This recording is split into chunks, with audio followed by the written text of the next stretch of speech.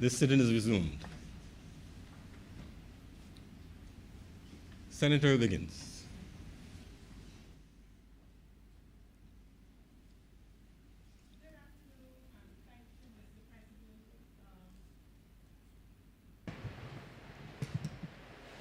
Good afternoon, and thank you, Mr. President, for this opportunity to say a few words to the Appropriation Bill 2021. And I would like to label or headline my presentation called Building Bridges. As you may know, I co-host a television series called Building Bridges with Suriname. And for that matter, I've decided that my presentation, I will call it Building Bridges. And in fact, sir, this is what the Ministry of Foreign Affairs is essentially doing, sir, building bridges with many countries around the world. Because in order for Barbados to have a seat at the table, we must have the international presence in those missions or embassies where all the investment, even OECD issues, come up at international meetings. And Barbados, as a small, remote country, cannot withdraw, sir, from international conversations. We cannot sit back here in Barbados with a code of silence and say this thing is going on in Geneva, why isn't Barbados represented? So in order for Barbados to have representation and have a seat at the table, sir, we must have diplomatic representation in those various territories. My foreign minister has already spoken to a lot of the issues, but I would only say in relation to Africa, that you find that in the African Union, sir, the population of the African Union is 55 million, it's 55 countries.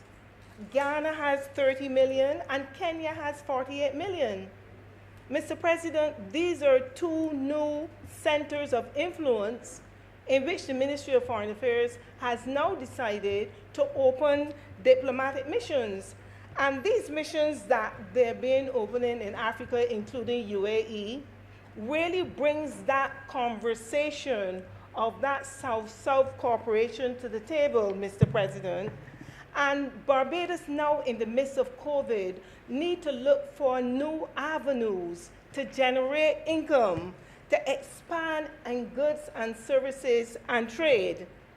And he has already alluded to the fact that the mission in Ghana and Accra will further consolidate that relationship that Barbados wants to have with the African Union. And of course, in Kenya, the High Commissioner would be serving as our permanent mission to the UN, where UNEP and UN Habitat are located. And these are important issues for Barbados, and we must be at the table for those talks. In addition to that, sir, the mission in Kenya will be part of a CARICOM office that will be shared with other CARICOM countries. Because in London, sir, Dominica and St. Lucia, they share the same resources in their High Commission. So this is a good thing that CARICOM is doing now in terms of the sharing of missions and so on. As previously stated, Mr. President, diplomats must be change agents.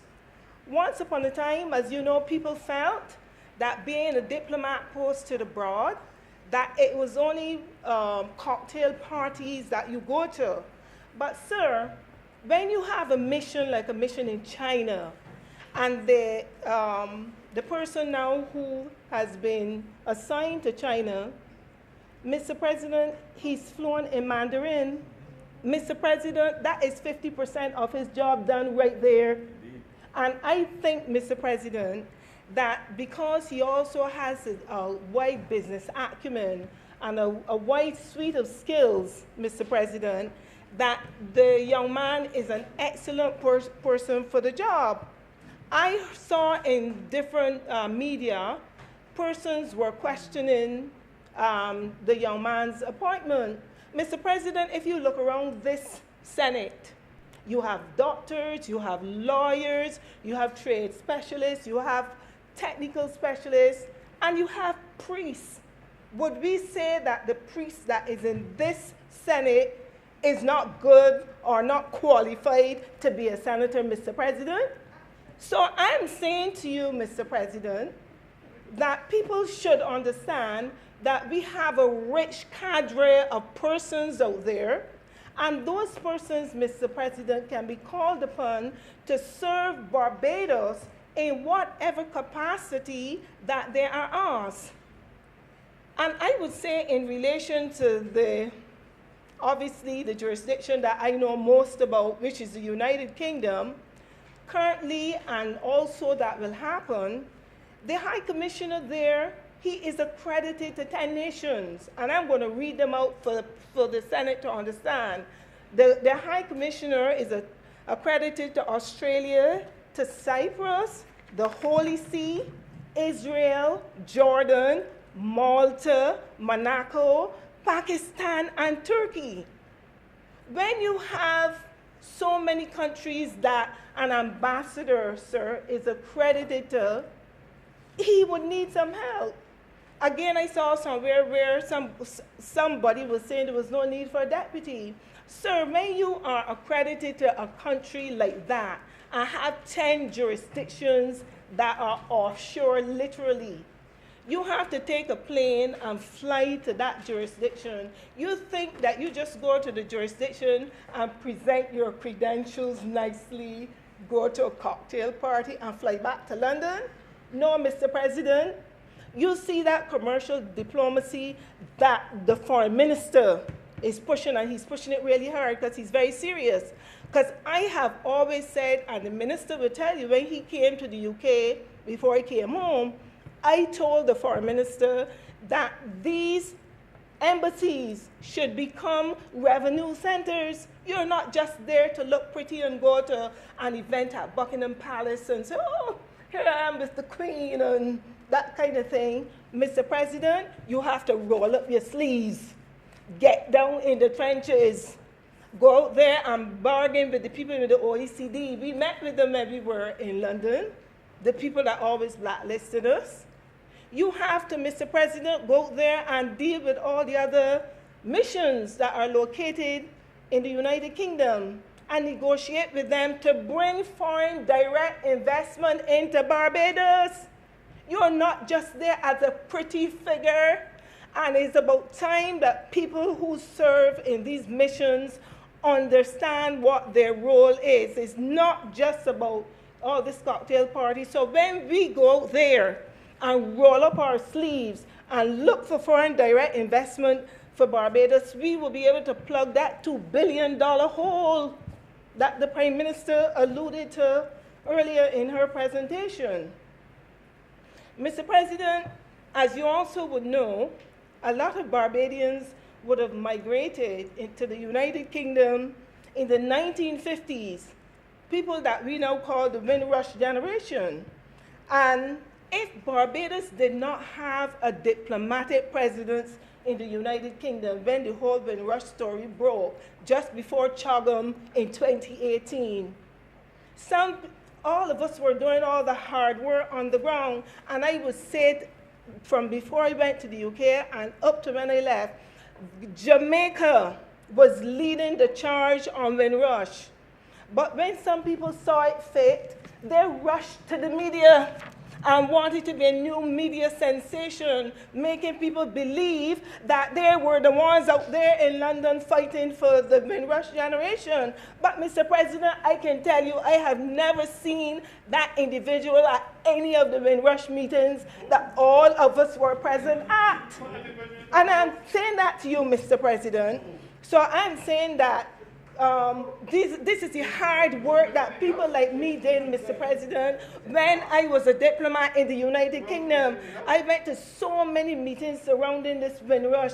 We met with lawyers, we met with human rights people, Mr. President, and we fought hard. We fought tooth and nail for this Windrush generation. We met with members of Parliament in the United Kingdom. I went to Parliament so many times, meeting with Dave Lammy and those guys in the Parliament. We fought hard. We were in the trenches, Mr. President. working on behalf of the Windrush generation, not only Barbadians, sir, but the Commonwealth, Mr. President. So I'm saying to you that this is what we have to do. And also, Mr. President, in terms, and I can say this, in terms of the outreach with the diaspora, the Cabinet of Barbados has now appointed a Diaspora Outreach Relations Officer. And that is an excellent thing, because remember, I just told you that the High Commission has 10 countries. You cannot do 10 countries on your own, because it's not just a photographic moment. It is hard work. And you need help in these missions. You need a second, a third, and a fourth help in these missions. So the appointment of a diaspora outreach officer is an excellent idea, because I can say to you, I shared with her a lot of my work plan that I had for outreach for the diaspora. Mr. President, I met a lot of people in Luton, a lot of people in Bedfordshire, Barbadians that you do not hear of today, that I wanted to build and change out that whole diaspora relations in the United Kingdom. But you want to hear something, Mr. President? It was shut down by the previous foreign minister and her cronies. And I say that in here today. So there's a lot of work in the United Kingdom and in Europe to be done. And I'm not afraid to say, because people must understand what the truth is. You hear one side of a story, somebody can talk, a lot of stuff, but then the truth must come out, and that is the truth. She shut down everything that I did. My work plan dated 2015. I went in September 2014, my entire work plan, and I shared that with the current deputy. I shared it with the diaspora relations officer who's out there, because, Mr. President, my focus is Barbados. You understand me? Barbados is my focus, and I want to see that successful, and I've told her and the team in England know they can call on me anytime, and I can give them all the ideas that I learned while I was there for that period of time. And as we speak to the issue of Barbados reaching out to new markets, I have been appointed as the Prime Minister's Special Envoy to Suriname now. And I'm saying to you, Mr. President, I went to Suriname and I got in the trenches and rolled up my sleeves. You hear what I'm saying to you? You can come to me now and ask me how to find the person who deals with shipping. If you want to ship lime or breadfruits and bananas, silica sand, as you can see, I put Carl Williams and those and on to all that. I've had several meetings with the Minister of Tourism, with the master agreements in terms of the flights between Barbados and Suriname. Suriname Airways, Mr. President, and Fly Always will be flying here. And I have had meetings with the Ministry of Tourism, with the CEO, the now CEO of Tourism. The current minister can tell you that, the chairman. Mr. President, I rolled up my sleeves because I was not there to be photographed. I have one photograph that y'all must have seen publicly, and that's when I presented my credentials to the former president. But you have to do the work. All the people in the Chamber of Commerce there, the private sector, everyone, I can tell you who they are because I was there to work. And people need to understand these things. So my job, marrying these two countries together, marrying industries together, things that people need to know in order to grow Barbados, because we talk a lot now about, agriculture. And as you know, Suriname, they will be donating some land to us so that we can expand our agricultural offerings, Mr. President. And as you know, Suriname also shares a border with Brazil. And I can tell you as well, I've been having meetings with our ambassador in Brazil. And we want to tap into that whole Mercosur arrangement where Brazil and Uruguay and Paraguay are part of that, because Suriname will be the true bridge into that Mercosur. And I've spoken to the foreign minister about it. So you talk about South-South cooperation. Mr. President, this is what all of us who serve our country in these various destinations have to get together and see how we can bridge with each other to get to the next area. As a matter of fact, the ambassador to Brazil said to me, she said, Althea, you can get to Africa so easy from Brazil. It is so easy. So what I'm saying is that this is the type of cooperation that we need to get into when we want to really bring Barbados back from the brink. We must have a seat at the table in all these countries and all these capitals where we are represented. I heard our foreign minister say in his speech 2 weeks ago that Barbados will be establishing diplomatic presence shortly in India. Mr. President, India has about, I think it's about 1.5 billion people there. We don't have any diplomatic presence in India, and India is a powerhouse. India is a powerhouse. And as you know, India was the one that we turned to when we needed to get COVID-19 vaccines. And we turned to India, we communicated with all the channels in order to get those vaccines out of India, Mr. President. They would also, as far as the foreign minister has said, donated all other medical supplies and PPE for this country. So you could imagine that when he does set up that diplomatic presence there, whatever we will be able to tap into the resources of India. We intend to tap into people with the IPL. Mr. President, there's an ambitious plan that we have in terms of engaging with India. And I can say to you that the heads of government of CARICOM on the margins of a UNGA conference, he donated $1 million to each and every CARICOM territory for technical cooperation. And I can also say to you that in relation to that, there is the International Solar Alliance, Mr. President. There's a lot out there I can tell you that my foreign minister is doing. I know, because I relate to him and the people in that department every day. He is working 25 hours a day, 10 days a week. So there's a lot I know that the foreign ministry is doing because I'm involved too and I know. So with the International Solar Alliance, Mr. President, we would be able to tap into funds. We would be able to tap into funds to help us build out our solar market a lot more. And one of the, with that International Solar Alliance, and Mr. President, one of the things I want to discuss with the foreign minister would be if we can bring that organization and set up a company right here in Barbados to manufacture those PV panels. Mr. President, when we manufacture those PV panels, we don't have to import them anymore. We would be able to export to countries and earn valuable foreign exchange. So all these new areas that the foreign ministry, as I've always said and I've always known, that foreign ministry underpins the very economy, Mr. President, of Barbados. And I would say to you that as long as we can get those projects going, we will benefit significantly from a whole lot in that regard. Mr. President, before I close, there's one more thing I want to say in terms of diplomats and returning home. When we return home, as you know, we are allowed a duty-free vehicle. We bring home these vehicles and we take them to the various car dealerships here. And you know what they do, Mr. President? They undervalue them because you don't buy them from them.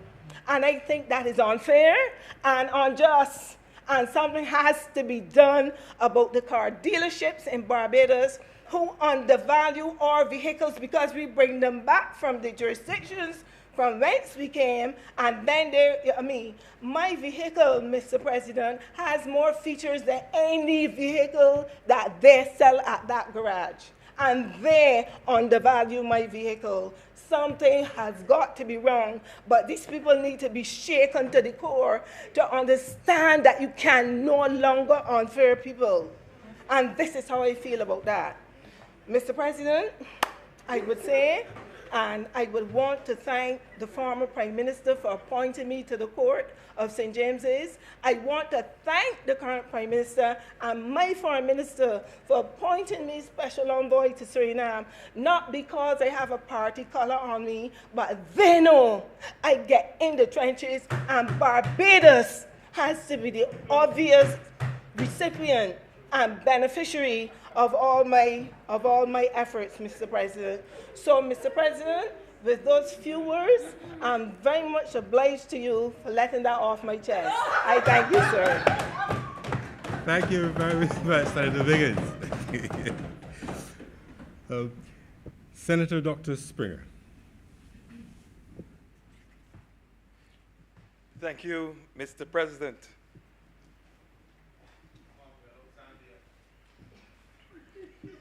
Mr. President, I rise this afternoon to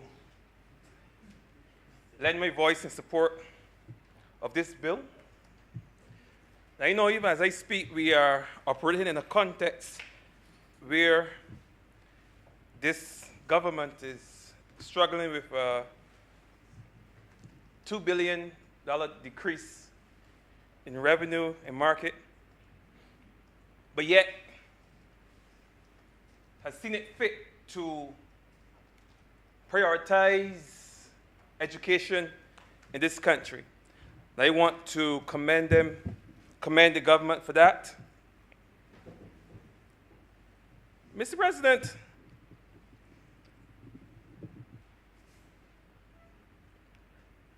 I'm not one to speak about numbers and look at figures. Rather, I want to speak to the value that is added by affording these departments within the Ministry of Education and other ministries and funding these departments the important work that these departments undertake on a daily basis to ensure that, in the case of the Ministry of Education, that our children are instructed, that the ministry runs as smoothly as possible given the current situation that we find ourselves in. Now, as we all know, the COVID pandemic has been especially harsh on the educational system, not only in Barbados, but across the region and indeed across the world. It has disrupted the entire educational landscape and has resulted in closures or in the closure of schools at every level, nursery, primary, secondary, tertiary, and would have affected 60,000 plus students here in Barbados alone. And if we were to include the entire Caribbean region and Latin America, would extend to perhaps 160, 170 million, if depending on whose report you're reading. Mr. President, education ministries across the region and indeed here in Barbados had no choice last year, March, but to turn or resort to what has been referred to as remote learning, emergency learning, online learning, distant learning, what we choose to call it. We found ourselves in a situation where we had to try to continue the instruction of our children while our children and indeed our teachers were safely at home or safely, in terms of distance, safely away from their children, from their charges. What our ministry did, what the Ministry of Education did,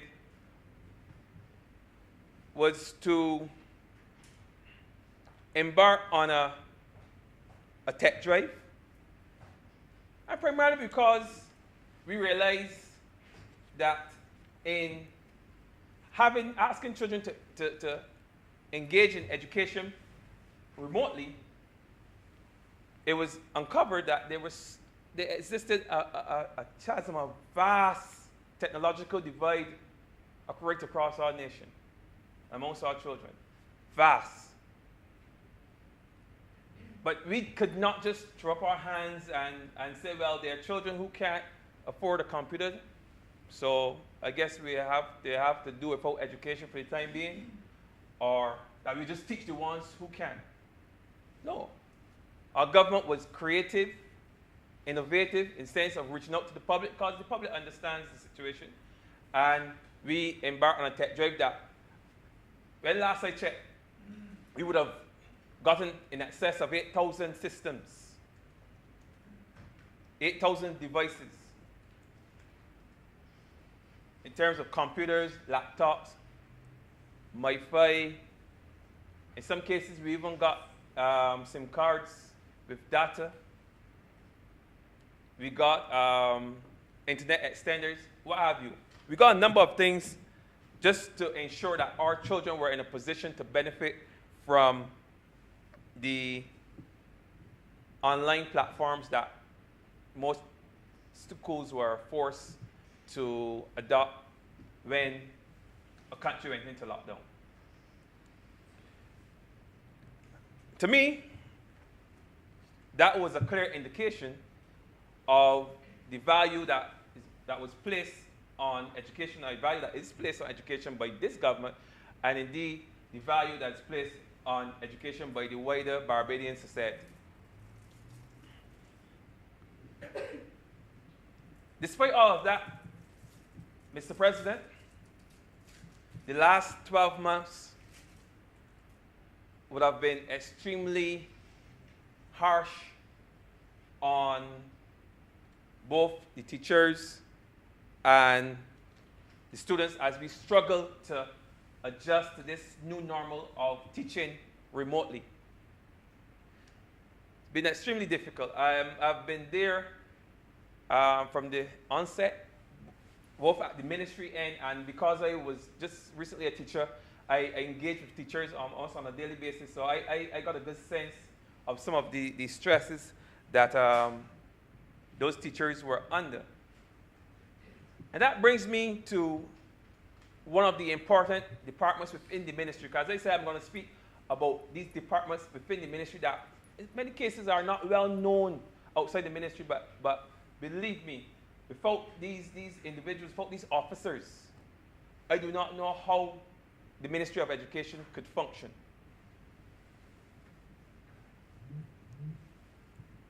So let me just speak to the Student Support Services Unit. Not very well known outside the ministry, but a unit that has a very important role to play in terms of supporting students, teachers, guidance counselors, some cases parents, in situations where their children are performing before what they believe should be the optimal level. This unit in the ministry, Mr. President, is a unit that provides that kind of support in the form of sometimes the manipulatives, other things that children use on a daily basis to help enhance education. They have special education officers who would provide that kind of support for children who are struggling with learning disabilities, who have emotional challenges, physical challenges, social challenges, anything that would impact negatively on their ability to learn. That department would more or less be responsible for. Another important role of that department would be the attendance, monitoring the attendance of children. Even though children are working from home or working remotely, we still have to put measures in place to ensure that they sign on. Of course, there are some who would argue that if a child is at home and chooses not to sign on, that is a matter for the child. But no, our ministry still has persons in place who would check. And if you do not sign on, if it's reported that a person signs on maybe twice or 3 times per term, then we have officers who will call the parent. Who will call the parent and ask as to why that child has not been signing on, and will be treated in the same way as if the child was not coming to school. Because we try to make the situation as similar to a classroom, a real classroom situation as possible. Because at the end of the day, we're teaching, and children, even though they're at home, they should be in a class environment. They should be in a learning environment. And that's exactly what we try to replicate, even in a virtual space. So these departments are extremely, extremely important. But as I said, the reality of it, and I've said it before in here, I said it last year, and I'm going to say it again. Despite our very best efforts of providing devices, of reaching out to the public and asking for support in the same effort to provide every student in this country with a device so that child will not be left behind, the reality is that online teaching is no substitute for face-to-face instruction. No substitute. We're going to try our best, but the reality is that some children may still struggle within this new format. And there are a number of reasons why. And I'm just going to list some and explain them as I go through. There are some students who still don't have devices. Government has spent millions of dollars to procure devices, but still we don't make them here, so we can't get them here in as quick a time as we would like. And all the while, school is still continuing. So there are still students who struggle in that sense. There are students who had devices, and because of the extensive use now, those devices are what we would call mashing up, or devices are wearing out. So there's a lack of devices. There are some students in Barbados who do not have internet connectivity. There are some students in Barbados who do not have electricity. Some of us will be surprised to know that, but that is a fact. There's a reality. Students in Barbados didn't have electricity. It was going on for a long time, and it was not an issue when the students were coming to school. It was not an issue. But now that we find ourselves in a situation where we need that type of technology, we realize now that that is a hindrance for some persons. Students can't log on. Of course, I can tell you that government has procured Wi-Fi devices upwards to, I think we would have received some this month for those students who don't have connectivity. And in some cases, the ones who don't necessarily have electricity, they could still benefit from that kind of technology. And for those who don't know, Wi-Fi is a device, I think it works very much like how your phone tethers internet. You can use that if you don't have connectivity in your house. You can put a SIM card, and SIM cards in this case will come in with 10 gigs of data. A number of the programs used in education was zero rated, I think, so they would not necessarily tax your data, they would not use your data. So everything possibly that we can think of to make this experience easier for the students was done by the ministry and the ministry's partners. As I continue, there are some students who live in environments that are not conducive to education. They're not conducive to learning. They live in a household with 3 or 4 people that no one in the household values education. I mean, some years ago, I was talking to some young men, and one man related to me that he can get 100% of what he needs from on the block. And that belief still exists, that you can learn everything you need to learn on the block. So there's no value for education. Some of the parents hustle, and they got what they want, and by hustling and never went to school too long, there's a possibility that they're not going to be interested in a child sitting in front of a computer trying to learn what's going on in the class or hear what's going on in the class. If they're in the house and they like to listen to music at 10 o'clock in the morning or 11 o'clock in the day, and that child has a class, they're still going to listen to the music regardless. If they want to cuss up somebody in the house or bring up their friends and be raucous, they're still going to do it. And some children in this country are struggling with that every single day. Every day. That's why we have to get the children back in school. And then there's those children that can't function in that quiet space. You know? They can't function there. They're social beings. They like to be around their friends. They feed off their friends. You know? They bounce ideas off their friends. They can't do that in an online environment. They can't.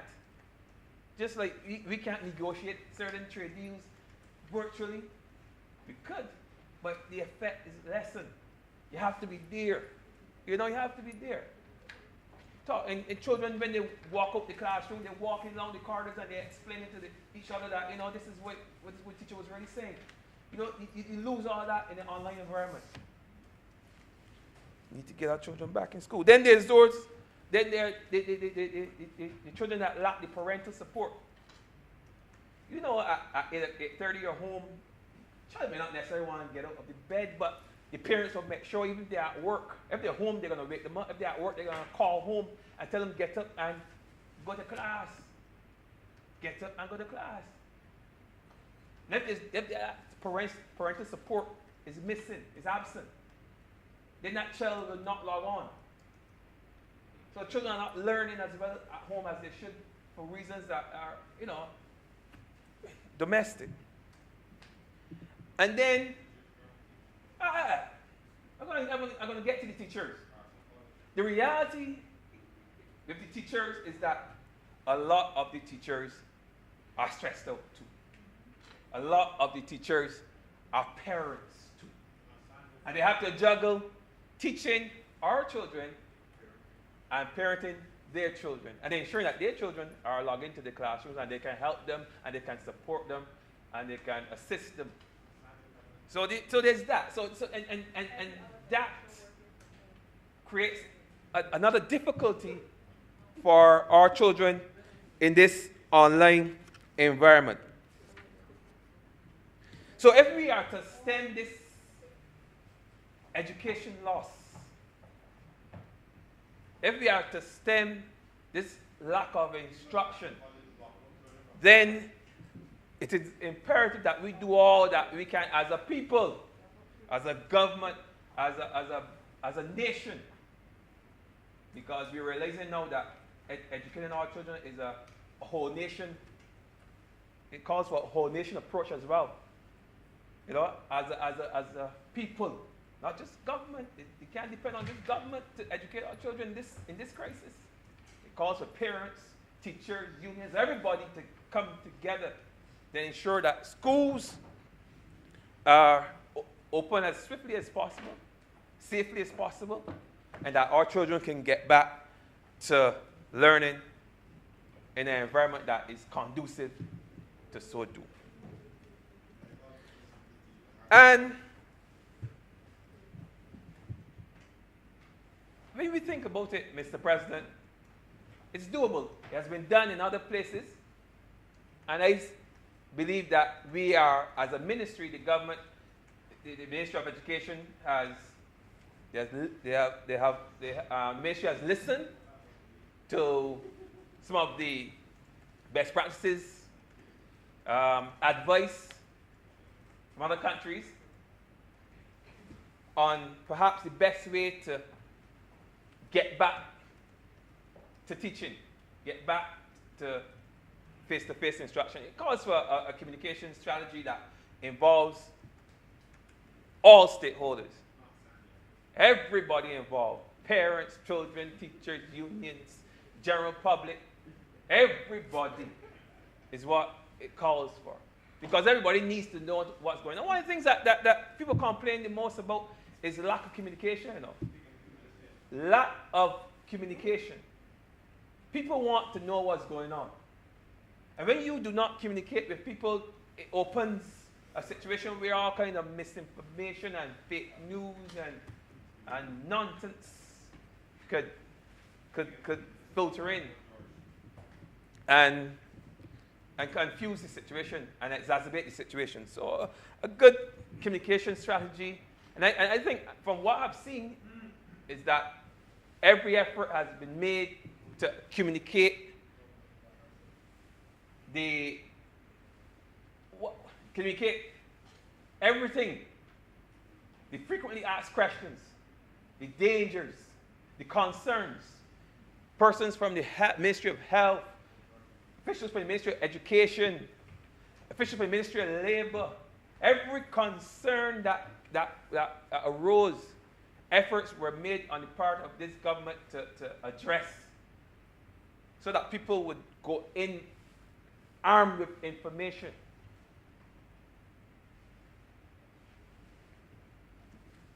As to the best way to get back to teaching our children. Now,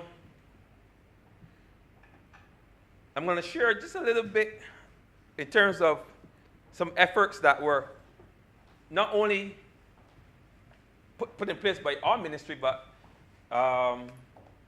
governments right across, ministries right across the Caribbean, across the globe, would have looked at certain protocols that were necessary if our children were to go back into school. When I list them, you would see, because most of you either have children or have grandchildren or have relationships with children in school, whether they are relatives or neighbors. We've put measures in place to reduce the density of children or people or persons on the school plans. We have put protocols in place to ensure that children are 3 feet, 6 feet apart, to lessen the chances of spread of the virus. In some cases, we've installed signage to assist in marking out where persons should stand, the direction persons should go. We have made available to schools hygiene products, sanitary products, to ensure that there's that cleaning and disinfecting, and that the environment is always clean and safe for children and staff. In some cases where possible, and I've seen one case, I believe is St. Stephen's Primary School, but I'm sure that others can follow, where a tent was set up outside so that children can be out there in an outdoor environment, that children could be in an open air environment and be spaced out and still continue to learn. And most importantly, we have made available and we have insisted that children wear their masks and they follow their protocol, just like we are doing in here, and trying to function as normal as most people in Barbados expect us to do at some point, get back to some level of normalcy. Further to that, Mr. President, I've seen the introduction of the school monitors to assist with the sanitizing of children's hands and of the area where they would be. The reality is that in primary school, especially small children, it's going to be difficult for them on their own to adhere to protocols and keep themselves well sanitized. So we bring in persons to assist with that, so that teachers can focus on teaching. Because prior to that, it would have been left to teachers to do the sanitizing. And yes, there are many teachers who would readily volunteer, but there are also some teachers who would not be bothered. So rather than gamble that, the Prime Minister, her wisdom, saw it fit to bring persons in to assist the teachers, sanitize the small children, because the big children can handle, the secondary school children can handle themselves, but the smaller ones may not necessarily be able to do so. Just to keep the environment as safe and as clean as possible. And even further to that, the ministry has established a monitoring unit, almost like a compliance unit, where we partner with the Ministry of Health to go into the schools and COVID unit to ensure that protocols are followed, that persons are compliant with protocols. Everything humanly possible, Mr. President, to ensure that our children get back to school.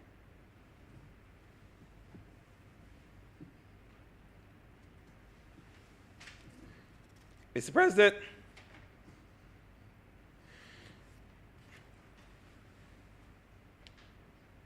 we often talk about the negatives that have been visited upon us because of this pandemic. And it's true, there have been many. There have been many. But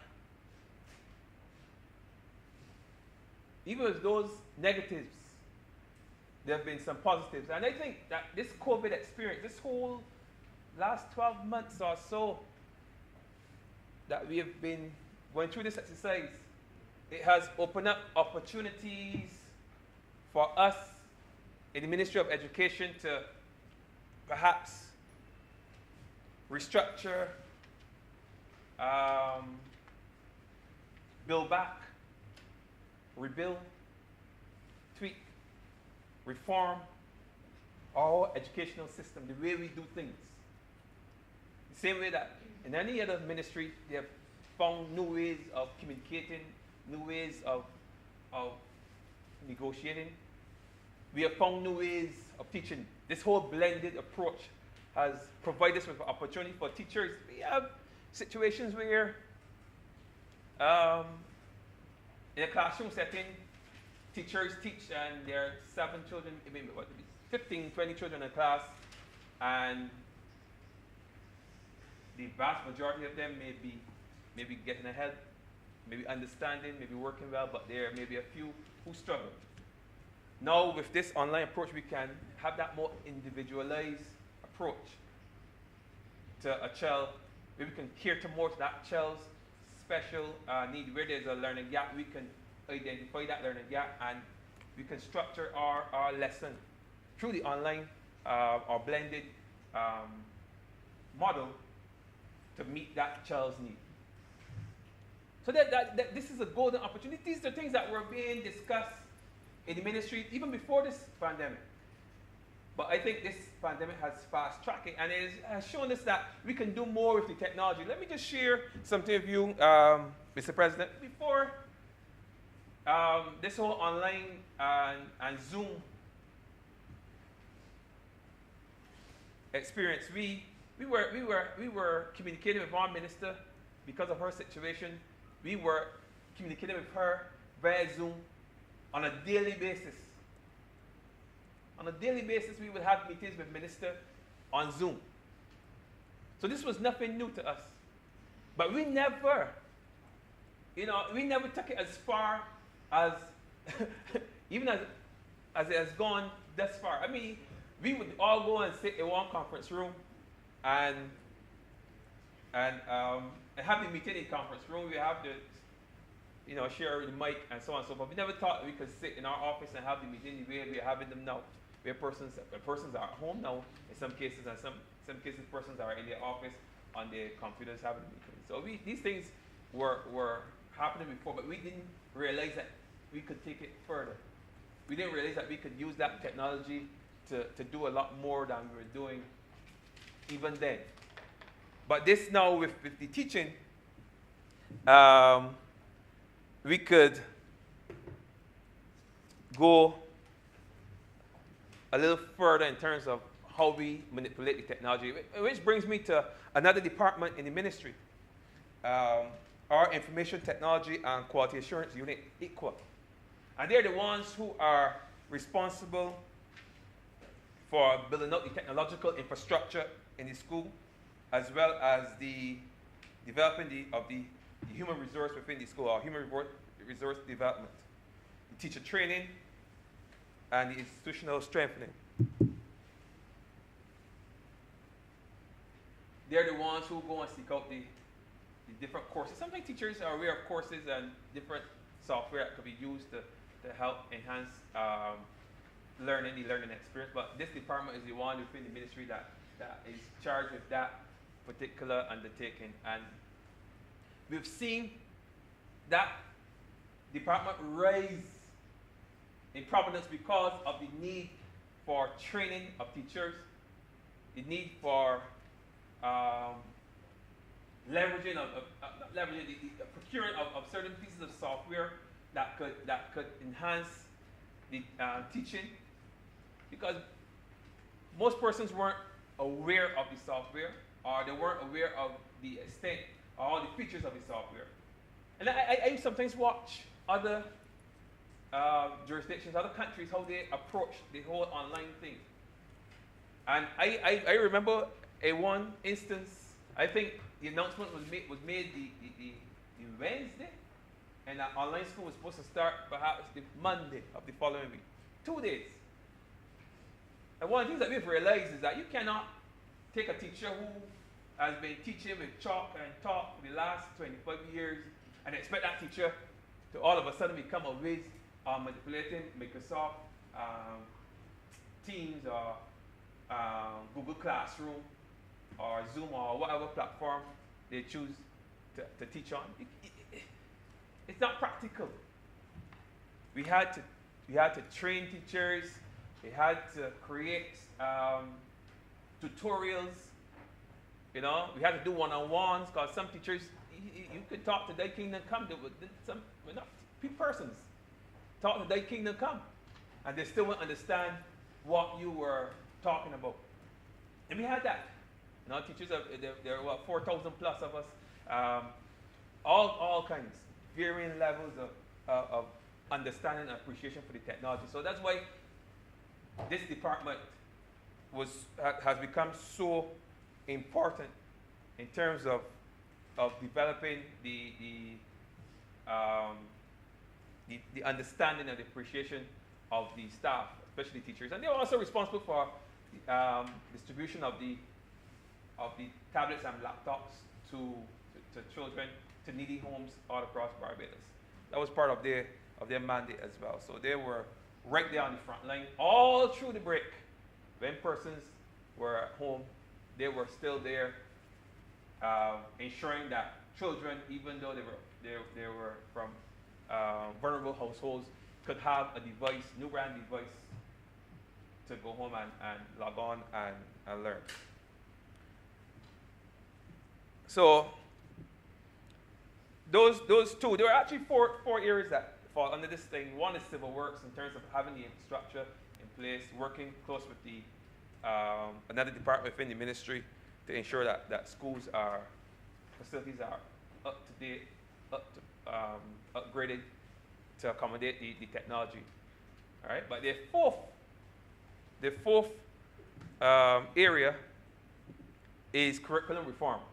And I'm going to digress slightly here as we speak of curriculum reform, because we've been talking about reforms in the ministry from the time we came, and there are a number of reforms persons have been asking for. I've heard persons ask for the abolition of the common entrance. There are persons who argue for and against. The Prime Minister has said that it would eventually be abolished. And you have no doubt that will happen soon. But one of the things too I've heard a lot of, especially in these last 2 years, on the ground, with the removal of Nelson, the Black Lives Movement in America, in North America, and all over the world actually. There was a quite robust movement, support for that in Europe as well. We've and a greater sense of consciousness now that I've seen evolving in Barbados now. The ministry, under the guidance of the minister, has sought to relook the history curriculum, to ensure that children leaving our schools, whether it be primary school or secondary school, are exposed to the history of Barbados. They're exposed to the history of the region. They are exposed to the history of Africa. They are exposed to the history of their community in some cases. And so, Mr. President, I would not announce it here. I will leave that to the minister. But the pleas of those persons who are conscious of who we are as a person, pleas of those persons who understand that in order for what happened in America with the Black Lives Movement to make sense to a vast majority of Barbadians, or what happened there in town, in Hero Square, the removal of Nelson, to make sense to young Barbadians have to have a greater sense of self, a greater sense of who they are, and a greater sense of history, and a greater appreciation for Africa and what Africa has contributed to the Caribbean experience. And that is one of the first reforms, maybe not the first, but that is one of the reforms that will soon be rolled out in the ministry, where we're going to look at the reintroduction of history as a standalone subject in schools, both primary and secondary.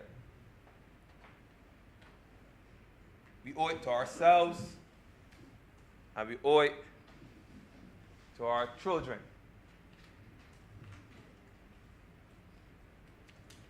As I close this segment on education, Mr. President, I want to just share briefly with you a report that was compiled by the World Bank. They have listed 5 pillars. They have outlined 5 pillars for adoption and readjusting to our, for the adoption and readjusting to our new reality. I'm just going to share two that I think were most pertinent to our situation here in Barbados. Reason, and I paraphrase, one thing that this pandemic has shown us is that parents, students and parents prioritize education. All right? I guess that's true for some. But going forward, we have to highlight the important role of the parent. The important role of the parent in the child's education. I recall standing over there last year, just before we shut down, and talking about parents being more involved and seeing for the first time what teachers go through. And now they must be more involved in their child's education and what their child do in the classroom setting. Well, the World Bank has said that parents can no longer sit back and expect that government or teachers would be responsible for their child's educational development. They cannot. This experience has shown that they cannot. They have to be involved. If they're not involved, the child will struggle. The next thing that they acknowledge, and I guess as a government we have acknowledged that a long time ago, is that teachers, they wear many hats within a classroom environment, within a school. They're the doctors, they play the role of the nurse, peacemaker, coach, counselor, everything. And this is all in addition to their substantive role as teachers, as instructors.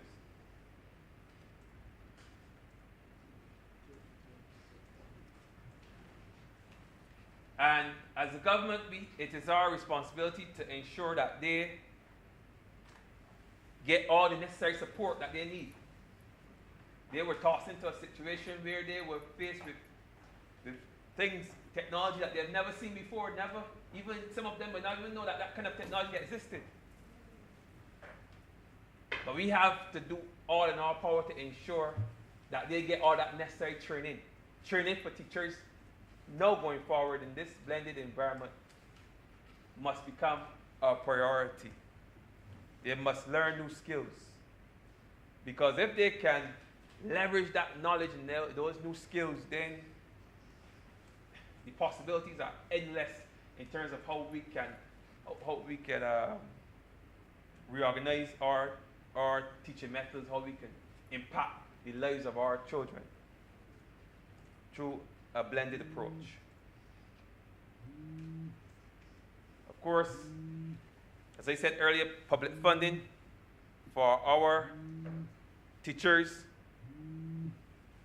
of our educational system has always been prioritized, and long may that remain like that. But in terms of going forward, the focus must now be on developing the teacher. We have the hardware is coming. We have the software that's coming. But we have to develop the human resource. That should take prominence. Now, I just want to shift my attention to the Ministry of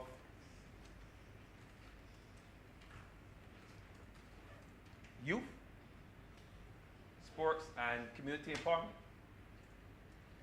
And I chose this ministry because it gives me an opportunity to segue out of the school system and into the community.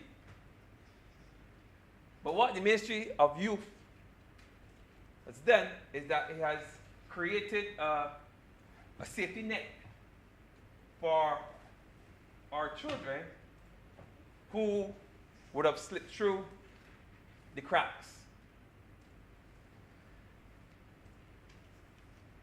What comes to mind is the Barbados Youth Advanced Corps.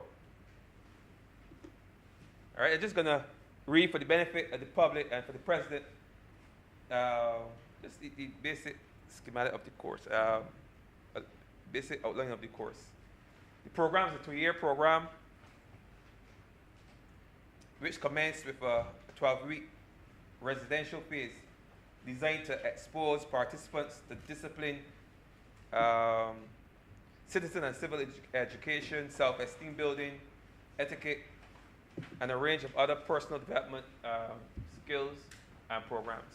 Now, why is this important, and especially important to us as educators and administrators? We're going to lose 1 or 2 our children through the cracks. It's a reality. It may become even a bit more acute now in this new environment. But we need to have programs in place to capture these children so they still are in a learning environment as opposed to being left to the streets where they are more unlikely to be caught up within the criminal element. So that's why I like these kinds of programs, because as a former teacher, I taught at a school where a number of the children came from very challenged neighborhoods, very challenged backgrounds, and many of them, if left unchecked, might have ended up before the law courts. But those children who chose to go another direction, who found themselves in the youth service, or it was called at the time, or the Barbados Youth Advanced Corps, which is an improvement on the youth service now. When I see those children a year later, those children meet me, sir. They speak to me with more confidence.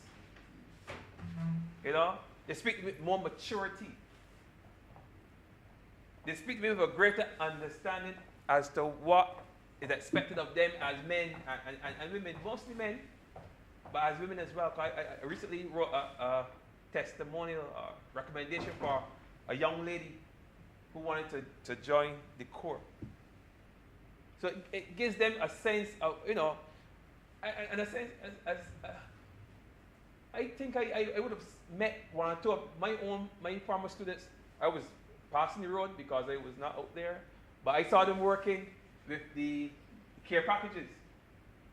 I saw them in that capacity, giving back to their country, giving back to this country, helping, assisting their communities and assisting people across Barbados with that kind of military discipline that you can only get in these types of environments. We're realizing it was the benefits of these kinds of programs. When we start to see them up there working at that and doing something constructive, as opposed to sitting down on the block and getting themselves in trouble and doing all the things that that are commonplace on the block. Now I'm going to go through the youth Ministry of Youth very quickly because I know I've been speaking for a while. I don't want to delay this honorable chamber too long.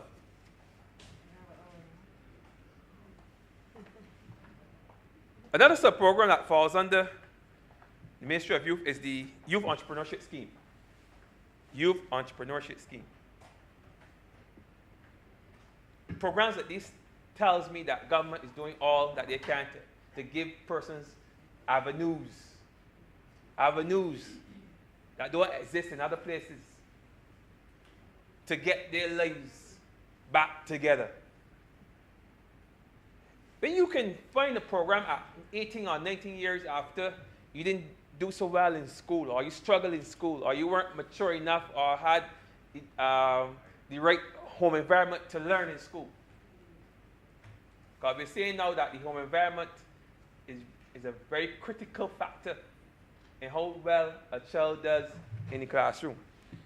But you were not in the right space, whether it be head space or physical space, to learn at school, but you still want to learn. You have all these other avenues that you can tap into and learn the skills. And I like this one in particular, the Youth Entrepreneurship Scheme, the YES program, because it promotes some of the vocational and technical skills that we need, and this spirit of entrepreneurship that we are trained now, we've been trained now to push in school, where we explain to students that this whole idea of working for someone as opposed to being an entrepreneur, working for yourself, that is so yesterday. Going forward, if you're going to be a driver of the economy, you have to be one of those persons willing to be an entrepreneur, work for yourself, create wealth, create opportunities. And this program provides persons with the necessary support and tools to be that kind of entrepreneur. It gives you the technical assistance, financial counseling, because that's important, very important. Accounting services, extremely important. And marketing services, so that you can perhaps, if you get, you can better market your product, reach a wider market. These are things that we touch on in the school, but this program takes it a little further. I know it has a practical component to it. Instead of in school, you don't necessarily get to experience commerce, get to experience buying and selling, but within the Youth Entrepreneur Program, you have that practical experience. You see for yourself how it works out there in the market.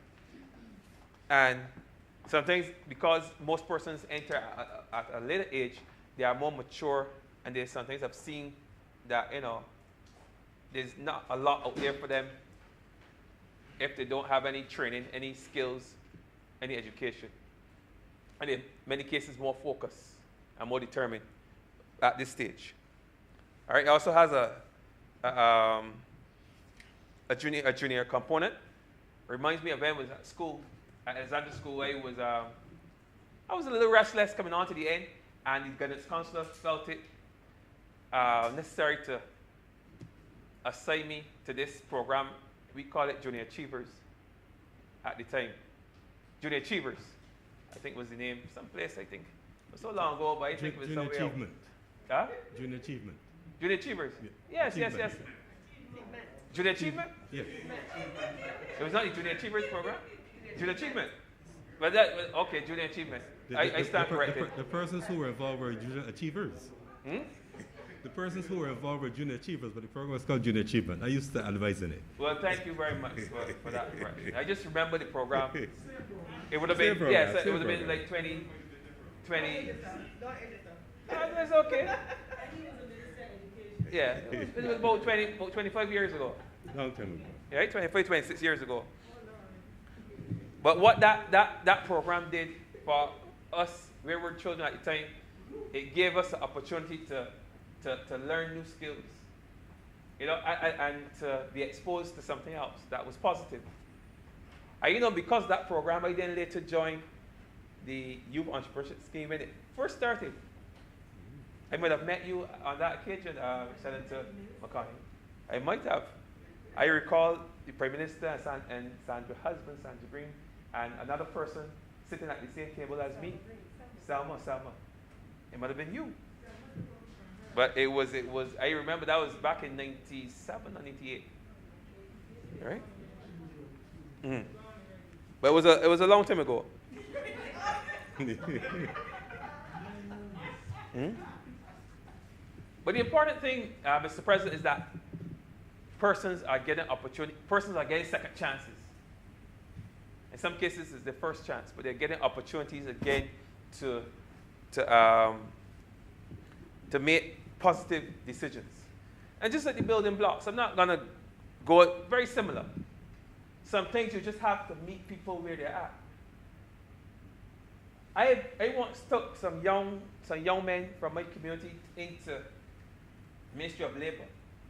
And while I was there, they were told that they should come back for it was like a seminar where they would come in and sit down and listen to people speak on business development, business plans, and so on and so forth.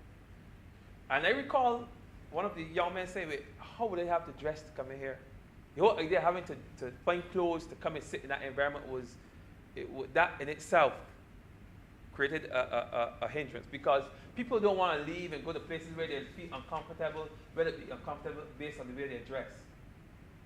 You know, it's hard enough that you may not necessarily understand what is being explained, but if you look different, if you look out of place, that in itself is enough for persons to want to stay home. So sometimes you have to go, as I said, meet people where they're at. You have to go find these people on the block and reach them right there, teach them right there. And if they don't, I mean, some have some magnetic pull on these blocks. Some people don't want to leave. If it means that you have to teach them all the necessary skills right there, and they develop their business around that very same block, then so be it. At the end of the day, you're getting a more productive person, young person, coming out of that whole exercise. So I like the whole idea of the building blocks, of the blockpreneurs, as they are called by the minister, but letting people know right there that they could be business persons right there, and it could grow from there. I've seen people start out selling clothes in Swan Street, and then now they own stores, and at some point they own a number of stores. So I know that these businesses can grow. All right. I'm gonna wrap it now. I'm gonna just speak to the National Sports Council. I know they are responsible for promoting and supporting all kinds of sports: cricket, football, volleyball, basketball. But I think the one that I find that is most important to me, that I find that I would throw the majority of my support behind, is their support for road tennis, our very own indigenous sport. Road tennis is the one indigenous sport that we can boast, and it needs a champion. It needs a champion. You know, I've seen the following that sport has today. It has a large following. Large following. A lot of people play, whether they play competitively or they play for exercise. A lot of people in Barbados play, watch, and follow road tennis. And I'm happy to see that the National Sports Council is putting some effort into not only funding a number of road tennis tournaments, but also to breathe some life back into the Barbados Road Tennis Federation. And the World Road Tennis Federation, which was tasked with promoting the game all across the world. Like, yes, I would love to see the game promoted right across the region, right across the globe. That would be fantastic. But I want to see the game promoted across Barbados. I want to see some of those big tournaments in the south come down to the north. That's what I want to see.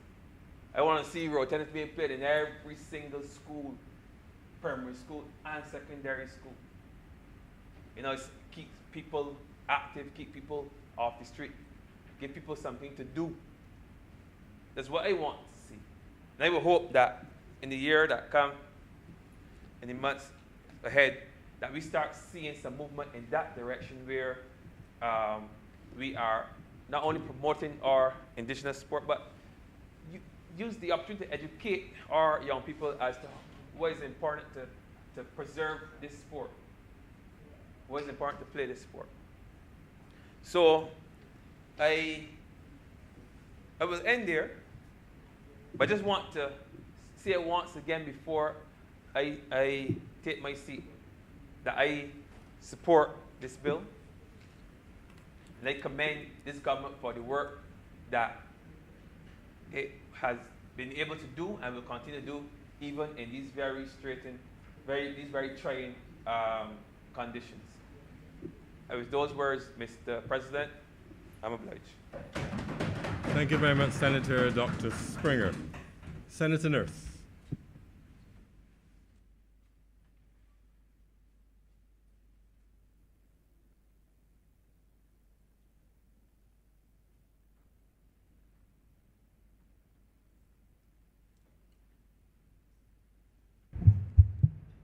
Thank you, Mr. President.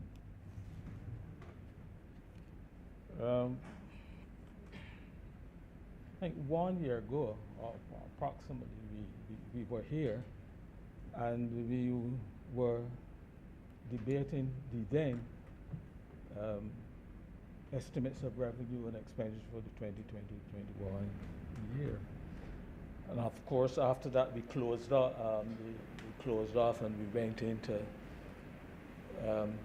lockdown mode of the country. Little did I know, or I suppose any of us know then,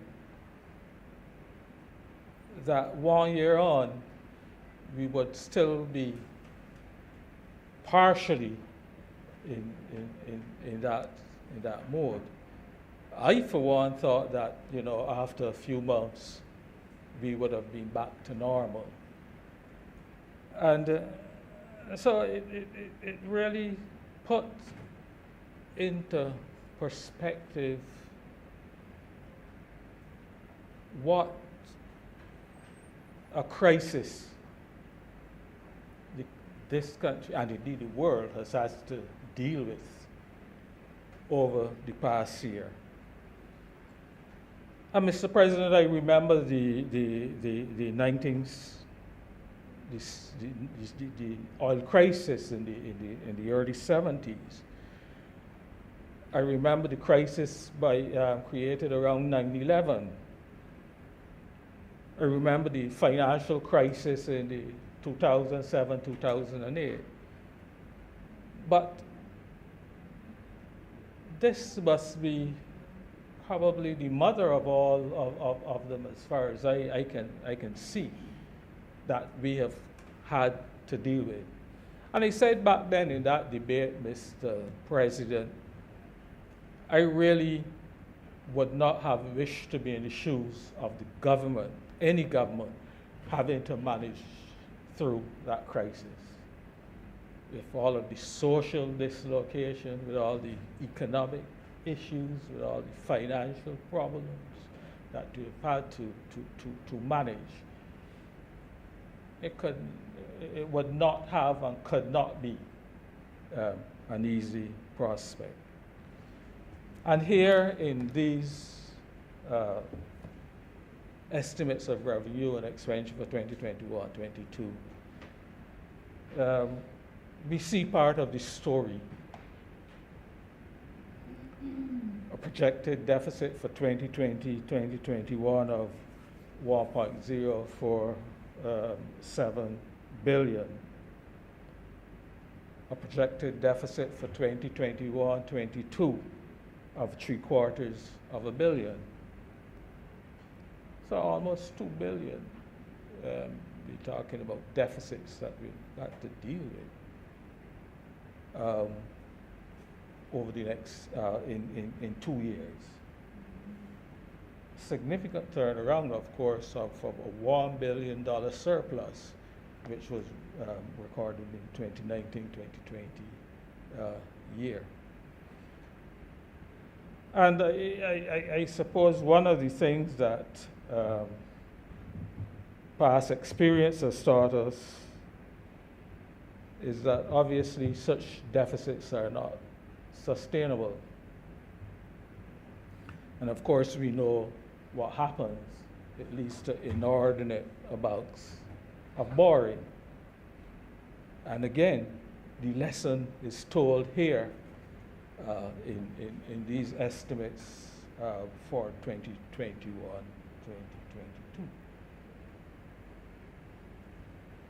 You see the level of debt, how it has risen, over $1 million in borrowing, $1 billion, I beg your pardon, in borrowings this year to cope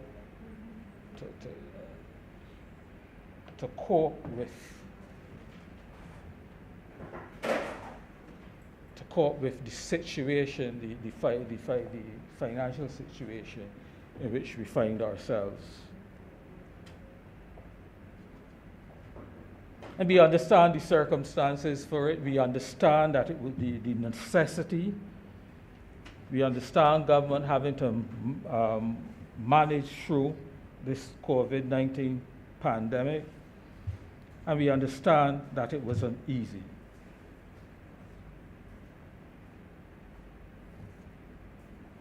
So as we begin perhaps to see the end, some little glimmer of light at the end of the tunnel, we need to begin to think about how this year and going forward we will get back on track. So a few things I just wanted to mention.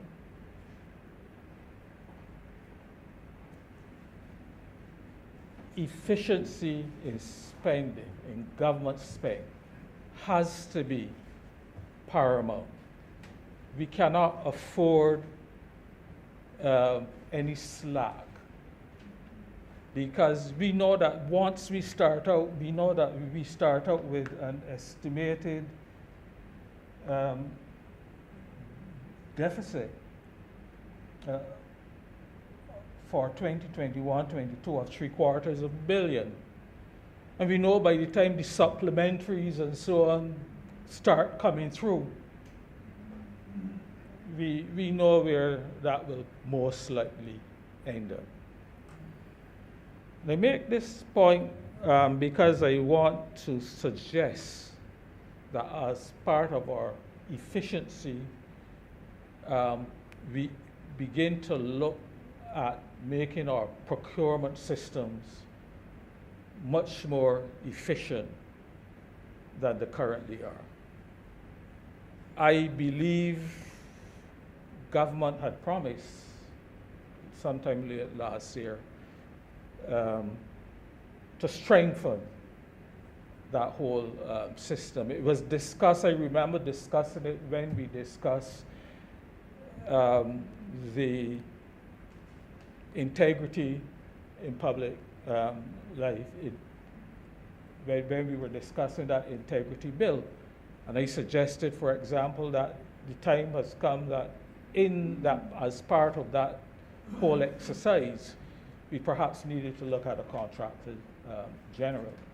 Now, I don't know what system government may go or what they will look to do, but certainly it has to be a substantial amount of strengthening in that area of procurement. And I think government, there's a rule, for example, I believe a number of us who would have worked at some point or is familiar with the operations of the civil service will be aware of the rule 239 in the financial rules, which basically allows government or cabinet to approve certain expenditures without necessarily going through the whole process of tendering and so on. And while that has and that becomes necessary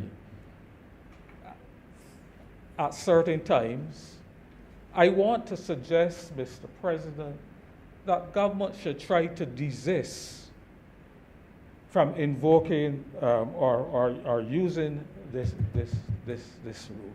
It has to be part of our transparency, part of making ourselves more efficient, part of making ourselves more fair, has to be a greater use of a tendering process.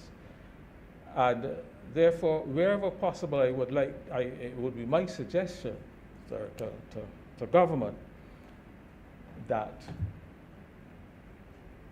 this rule 239, I think it is, be used sparingly, so that we can begin to see the efficiencies in our whole procurement processes. The other thing I would suggest that we begin to see as we move ahead this year is laying the groundwork for revenue, some revenue diversification. Of course, I look forward to hearing Minister of Tourism speak to how this diversification is being proposed in the tourism sector. I'm not suggesting that we be moving away from tourism or anything. All I'm suggesting that within the sector, the whole tourism products and so on, which we have to offer, we look to see how we can diversify that, while at the same time looking to strengthen all the other revenue streams, Mr. President. And we have time to do that. I was, just a few days ago, I was looking at the United Nations World Tourism Organization, and they're suggesting, for example, that it may take until 2024 to get back to the levels, the 2019 levels of tourism. And so therefore we need really to use that time as we rebuild and we strengthen our tourism product, use that time to see how we can. Because one of the other things they're saying, Mr. President, is that we're not going back to things as they were in 2019. It's going to be a different ballgame. And so we have to have that planning, and we have to have that strategy properly outlined and sold to the entire Barbadian population so that everybody is on board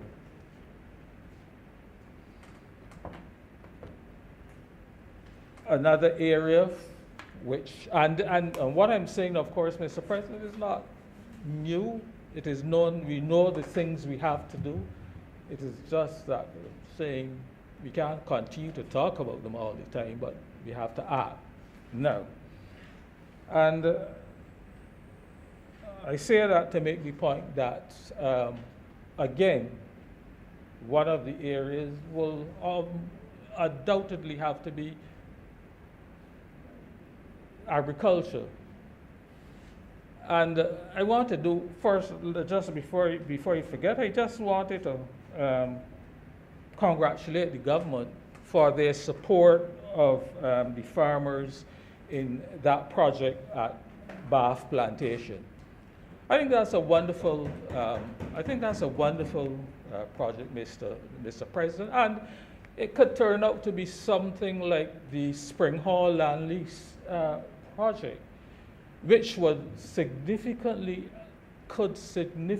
add to our food security and making sure that we have agricultural industry that is meeting the needs of the next few decades. So I wish them well in that project. I don't know if they will be going into medical cannabis as well. I don't know what other areas of agriculture they'll be seeking to do. But I would like to think, if possible, that government would also be in a position to support those farmers if they decided that, if they wanted to go into medical cannabis as well. I do not think it is fair or it is right that only investors from overseas should now be able to come into Barbados and seek to reap all of the benefits which are expected from the medical marijuana. But of course, the thing is that the cost, the investment costs associated with that project is probably beyond most of our local farmers, unless they're given a certain level of assistance, the level of financial support, and so on, because the whole process of medical marijuana and the cultivation is very, very different than normal farming, and it is very costly. But I would like to think that our Barbadian farmers could be given a fair opportunity to be part of that process and to also earn some revenue and foreign exchange for their country.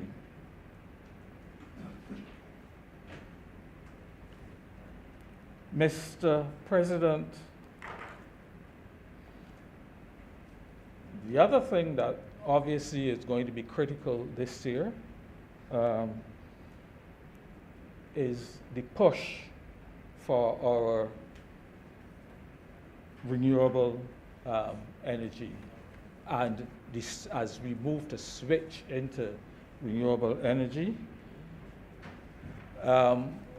I think it is moving apace.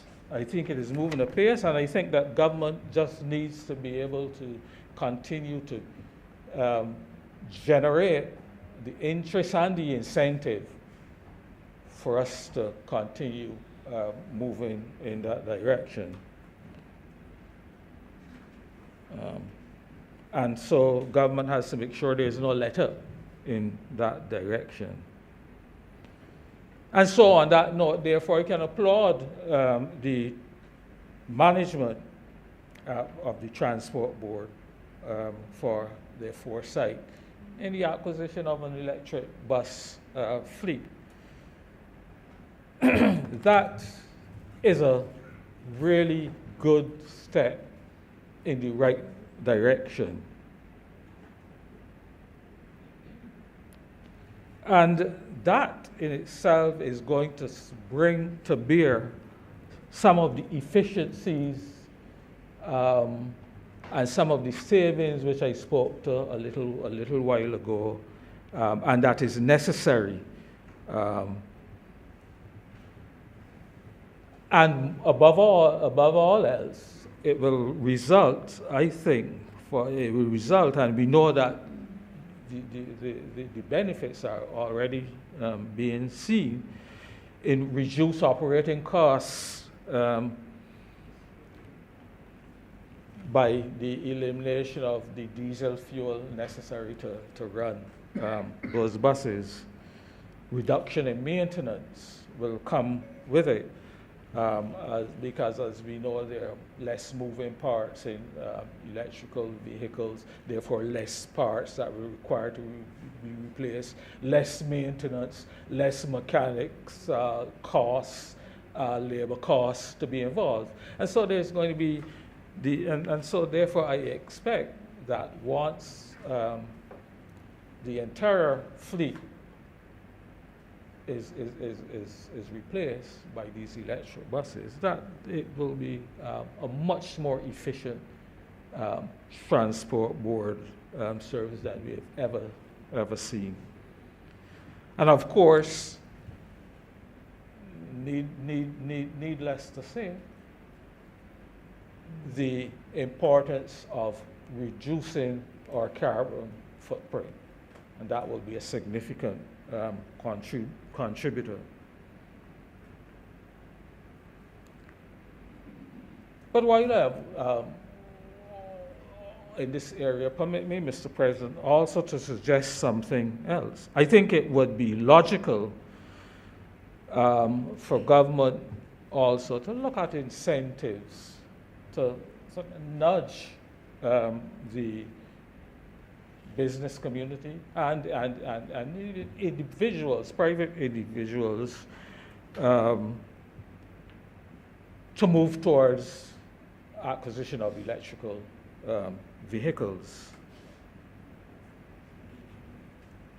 Incentives, I think, might be, for example, a rebalancing of the government taxes and duties on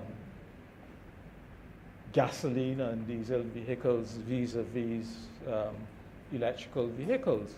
I understand, for example, that those duties are higher on electrical vehicles, and hence that is why it has become so costly, or that the costs of electric vehicles are so high at present that we're not seeing the level of pickup in the private sector and by individuals to acquire electric vehicles. And so I think that that is certainly an incentive that government would want to look at. Now, I know a substantial amount of tax revenues is made from vehicles, the importation of vehicles, and so on. But if you want to see those goals, some of the goals we talked, the 2030 goals, then I think it may be something that government should be looking at. And actually the 2030 objectives, which I talking about, of course, as we know, is to become fossil free locally. And I could also mention, I am aware, for example, that Trinidad and Tobago has actually scrapped taxes, various government taxes on electrical vehicles. So if you really want to push, if you really want to get closer to those 2030 objectives, I believe that would be a way to go.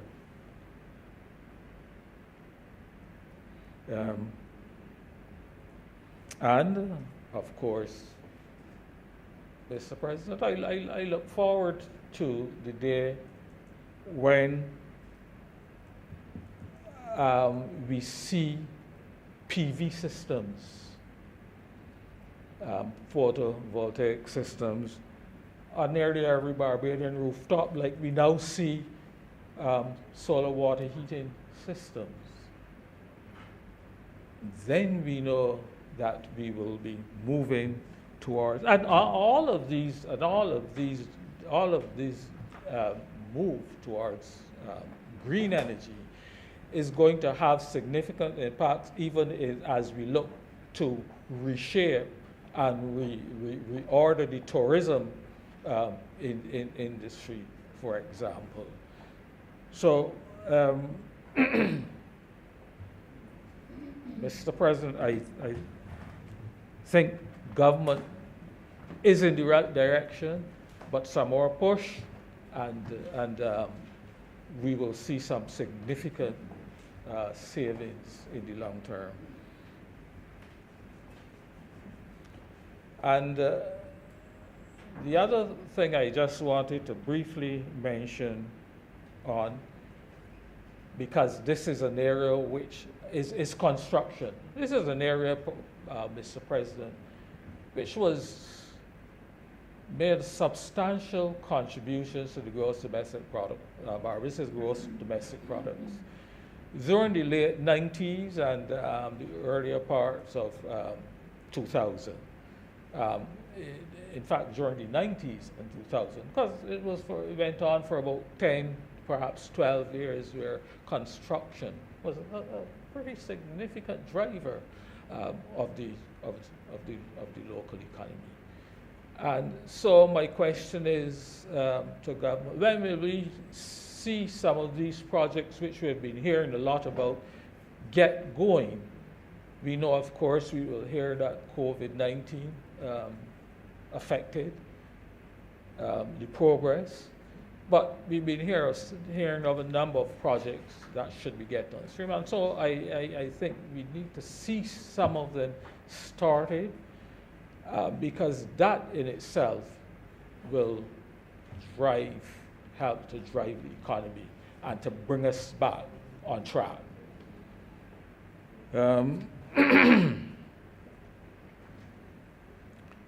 But that being said, Mr. President, one little thing I just wanted to mention in terms of construction, and I think it's an open secret that the sand reserves in Barbados are almost exhausted. They're almost at an end. And you know, there were reports that, you know, the reserves could have been out in another year, another 2 years, and so on. And I raise that point because if we are going to get the construction up and going,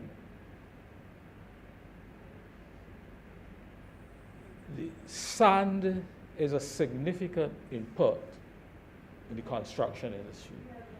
Now, I don't know where we will find our reserves. I don't know what the position will be in terms of making sure there is adequate supplies of sand that will be required in the construction industry. But you don't want a situation where you suddenly find that perhaps you have to import sand, and that the cost of importation is so much higher than the local cost of the sand, that then it pushes the cost of a lot of these projects that we are talking about out of, it makes them no longer viable. And, you know, people may start to abandon projects.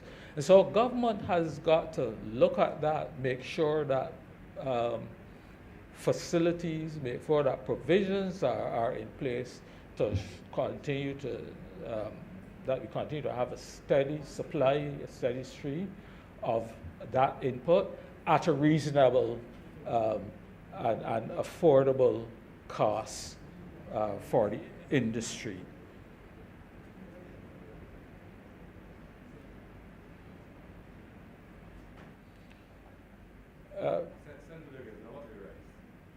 Mr. President, just rose on a point of clarification. Sorry?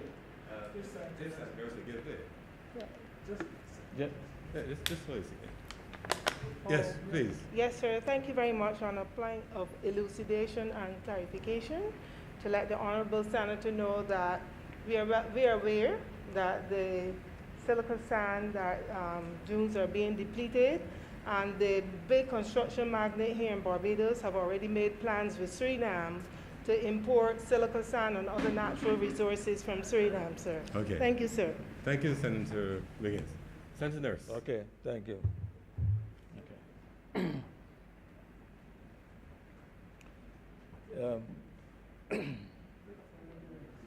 Another area that I just quickly wanted to speak to, which is on environment. And integral to, I think, our whole management of waste and so on. I think that it is important, Mr. President, that as we go forward and as we look to reorder our whole set of economic activities, that one of the things we should be thinking about is a proper waste management strategy.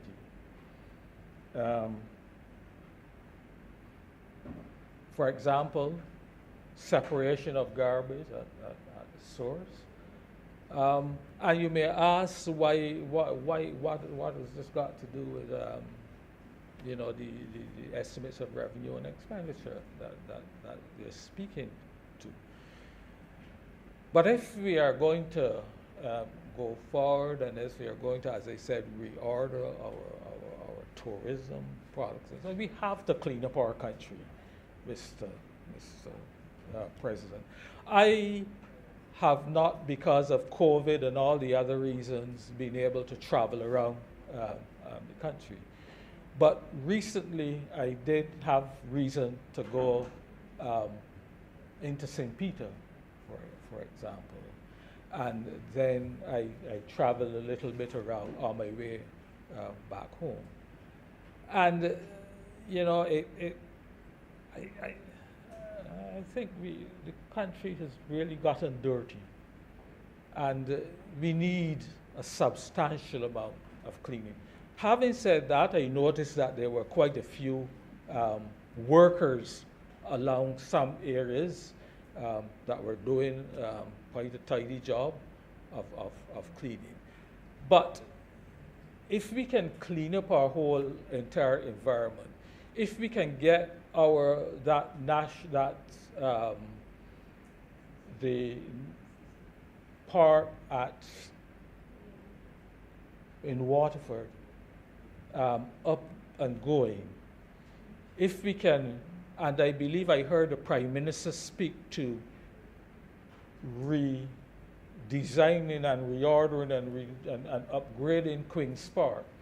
If we can get all of those done, and I dare say King's Park as well, and work we are doing for our whole national park area on the East Coast, we not only cleaning up our surroundings, but we are also creating opportunities to have additional tourist activities and things that can be done. So I think that we need to get ourselves together in that area. I think we need to begin to make it mandatory to separate our waste, and that there must be really some stiff penalties. I noticed that all the legislation that has been coming to Parliament within recent times, which require penalties. You have substantial penalties, 50,000, 20,000, and so on. And until we begin to put some of those penalties on people who blatantly and without any disregard for this country continue to dirty and defile it, we're not going to see any substantial improvements. And the final thing I just wanted to, I would just wish to speak to, and I believe Senator Walcott spoke to it earlier, as well as I believe Senator Wiggins. It's the whole question of our foreign policy, how we must reorient our foreign missions, not our foreign policy, well, foreign policy too, perhaps, but in terms of making these missions more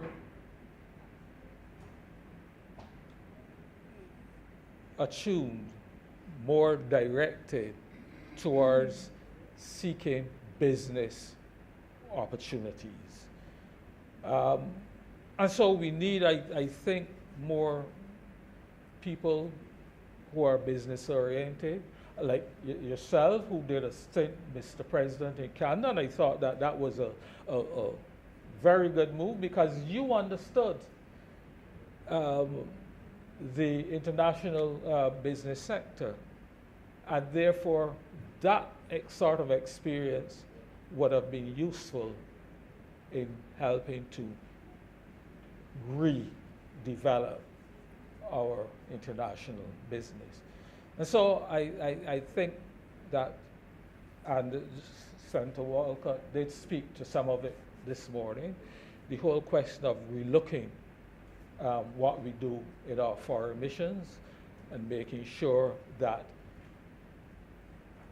the money we spend, we get the kind of returns for that investment that will be necessary to help to drive the economy forward in the coming years. And so, Mr. President, I believe we need not fear that we will get out of this, but we have been resilient in the past, and I'm sure that as the years go by, this year, next year perhaps, we will get back to where we were, and I wish the government well as they try to keep the economy on even keel in these very difficult times. Thank you, Mr. President. Thank you very much, Senator Nurse. Senator Cummins. Thank you, Mr. President.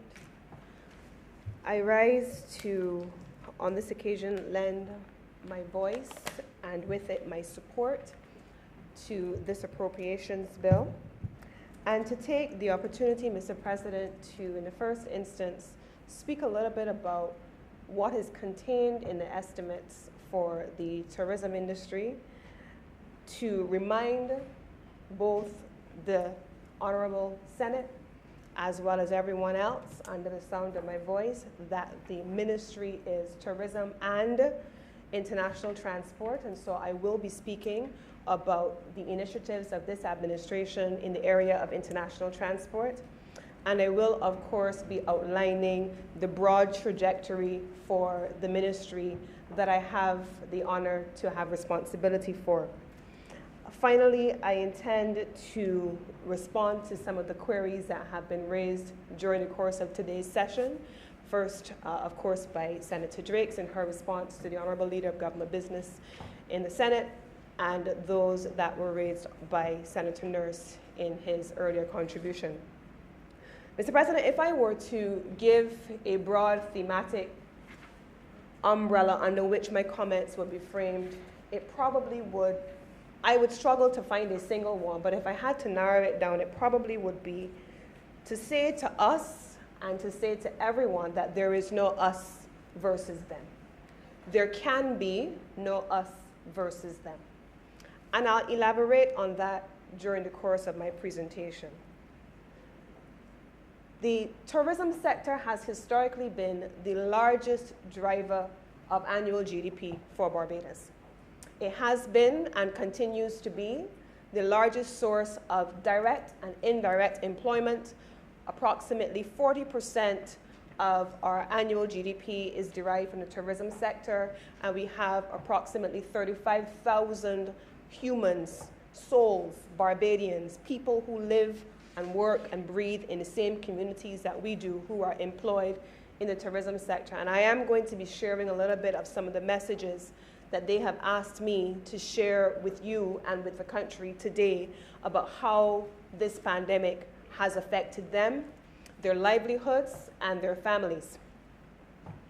Mr. President, when we stand as the government and we say that this has been a war government, a war cabinet, a war parliamentary group, and a war everything, it cannot be sufficiently overstated. The Honourable Leader of Government Business in his presentation took us through the trajectory of the administration from June 2018 and the first challenges that we dealt with and everything since then. And as soon as you think that you've fixed one thing, there comes something else that you could not possibly have anticipated. But those were domestic challenges for the most part, Mr. President. Those were inherited challenges and those were man-made challenges, Mr. President, for the most part. Those were decision-making challenges and policy decision-making failures. But COVID-19 in 2019 was an interesting and a unique phenomenon. And I took the time in preparing for today's presentation to look at the research that outlined anything that looked like it could have been a major disruptor of economic activity. In the last 2 decades, Mr. President, there have been 6 disruptive global events. 6. September 2001, the 9/11 attacks. November 2002 into July 2003, the SARS outbreak. In December 2007 through June 2009, we saw the global financial crisis, and I believe Senator Nurse made reference to that. In 2009, we saw the H1N1 flu pandemic, and then we had in December 2013 through June 2016, in a regionalized way, the Ebola outbreak, which affected many countries across the African continent. Then in 2015 to 2016, we saw the Zika outbreak, which, as we all know, was a mosquito-borne illness. All of those were perhaps localized in some instances, globalized in other instances, national in all instances, but we saw the impact of major disruptive external events that disrupted the activities in each economy.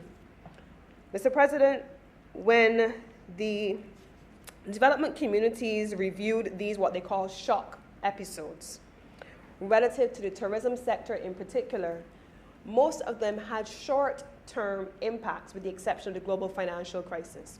All others, there were short-run challenges which people recovered from, countries recovered from in a relatively short period of time. They did not result in widespread layoffs, widespread increases in unemployment, increases in balance of payments, difficulties. We did not see that except in a limited frame for the purpose of the global financial crisis. COVID-19, however, is an entirely different animal. This is not an us versus them. This is not Barbados versus the rest of the world. This is happening to all of us at the same time and in different ways. Mr. President, the near shutdown of passenger air travel and cruise ship activity resulted in a significantly larger shock to the global economy. Some scenarios, for the purpose of tourism, specifically the UN World Tourism Organization, estimate that the impact of the shock may be as significant as 97% in international tourism arrivals. Some estimates, in particular the Inter-American Development Bank, estimate that the shock flows can range from between 40 to 70%. This has not been an ordinary event, Mr. President. It has not been a localized event, Mr. President. And while I am very clear in my mind that the points raised by the colleagues, the honourable members who have spoken about the importance of diversifying away from the long-legged horse, which is tourism, and diversifying both within the sector, Senator Nurse, and without the sector, those are important, valid, and credible points being made, Mr. President. But I want to spend a moment to talk about why it's not us versus them, even at a sectoral level. Mr. President, oil-rich economies have struggled as a result of the impact of COVID-19 on their economic structure. They are having a conversation around the need for diversification. The agriculture sector, Mr. President, and I've spent some time looking at the last few OECD reports on the impact of agriculture, including in countries like economies like India that were fast-moving, fast-growing, and booming. Their economy has been struck down in large measure, both services and agricultural production, by the disruptions occasioned by COVID. They are having a national conversation now, Mr. President, about the importance of diversification. China, in the first 6 months of the COVID-19 pandemic, when the country went into lockdown in various provinces across the country, suffered from a 40% reduction in manufacturing output and further interruptions in both domestic and external supply-side constraints. They are having a conversation, Mr. President, about the need to diversify the economic base of their economies. Every economy, both in traditional and non-traditional sectors, is having a conversation around diversification. It is not us versus them, Mr. President. Barbados is not the only country in the world that needs to have a conversation around diversification. And tourism is not the only sector in the world, Mr. President, that is facing a contraction that also requires us to have a conversation around diversification. Every single sector, every single industry, in every single economy, large, small, developed and developing, industrialized and underdeveloped, is having a conversation around the importance of diversification. And so I don't want us to fool ourselves into thinking that we are the only ones shouting from the mountaintops about diversification, or that there is some magic to diversification, because every economy is required to do it, and we are required to do it. And thankfully, in 2018, when this administration came to power, the question of diversification was one of the platforms on which our development trajectory was pinned. That is the reason why there is a Ministry of Innovation, Science and Technology. That is the reason why there is a ministry with responsibility for the blue economy. And when we say the blue economy, we could easily, Mr. President, have said that we are going to be talking about the marine environment and the protection of the fish and the coastal spaces. But by definition, Mr. President, the Prime Minister made the determination in collaboration with the Economic Advisory Team that the term blue and economy belonged together because there is a viable commercial and economic opportunity available to this nation in a diversified economy that allows for the maritime resources to be the basis of a new economic trajectory for our country. That is the basis of our diversification conversation as well, Mr. President, and it is not new. We've been talking about the education sector, and Senator Springer, in his contribution just now, he was speaking about the work that is being done in education. We have seen, Mr. President, despite the early conversations around how it happened, the attraction of Ross University to this country as part of an attraction of education tourism, Mr. President, and how that then translated into economic activity. That too, and the attraction of international tertiary level institutions to this country is part of our diversification conversation. Medicinal cannabis that we've spoken about. So I don't want to spend any further time on the question of diversification, but I think that by definition, Mr. President, the way in which the very government structures have been established since 2018 gives a very clear indication to all who have eyes and all who have ears to hear that there is an ongoing conversation in this country, as there is in the rest of the world, even before there was a COVID, about the need for diversification. But I'm not going to spend any more time there. I'm going to come back to the question of tourism, Mr. President. Now, the tourism industry is, if I were to put it in perhaps inflammatory terms, I would say globally tourism is in free fall. If I were to put it in aspirational terms, I would say that we have an opportunity to rebuild a sector that needed to be rebuilt from before. Because, Mr. President, in this incarnation, in this going down, it cannot be us versus them. It cannot be worker versus hotel owner. It cannot be labor versus capital. It cannot be visitor versus local. It cannot be arrivals, it cannot be domestic tourism versus international tourism. It cannot be international tourism versus regional tourism. It cannot be us versus them. We can call it all kinds of things. We can call it the visitor economy, as I know some of my colleagues in cabinet may call it. We can call it the tourism economy. We can call it any hospitality. We can call it any number of things. But ultimately, Mr. President, it speaks to a sense of national ownership of our assets, our heritage, our people, our being, and our very identity, and a willingness to share it with others. Whether they come from among us or from beyond us, it is a willingness to own who we are. That is effectively what this is about, Mr. President. And so on that basis, one of the very first priorities of this Ministry of Tourism is a greater emphasis on domestic tourism, getting Barbadians to feel that sense of ownership of who we are, Mr. President. Harson's Cave, Weltmore Hall Gully, our beaches. I have to confess, Mr. President, that like many Barbadians, when you're out of the country, you're longing to come home and go to the beach and have a sea bath. But a year could go by, Mr. President, and many of us may not set foot on the sand because we don't appreciate what we have, but it is ours, Mr. President. There's not us versus them. There's so many Barbadians, when we launched the Barbados to Come From program last year in September, who had never gone to Animal Flower Cave. I was stunned being in the bottom of Animal Flower Cave with hotel workers who had worked for 20, 15 years in the hotel industry and had never gone to Animal Flower Cave. They'd never gone to Harson's Cave, Mr. President. This is part of who we are. This is our patrimony. And so one of our first and most important priorities has to be about generating the domestic tourism economy, Mr. President. That has to be one of our key priorities. And this ministry is committed to ensuring that we're able to do just that. Mr. President, we, next week, are going to be hosting an important event with some of our partners. We're going to be talking. We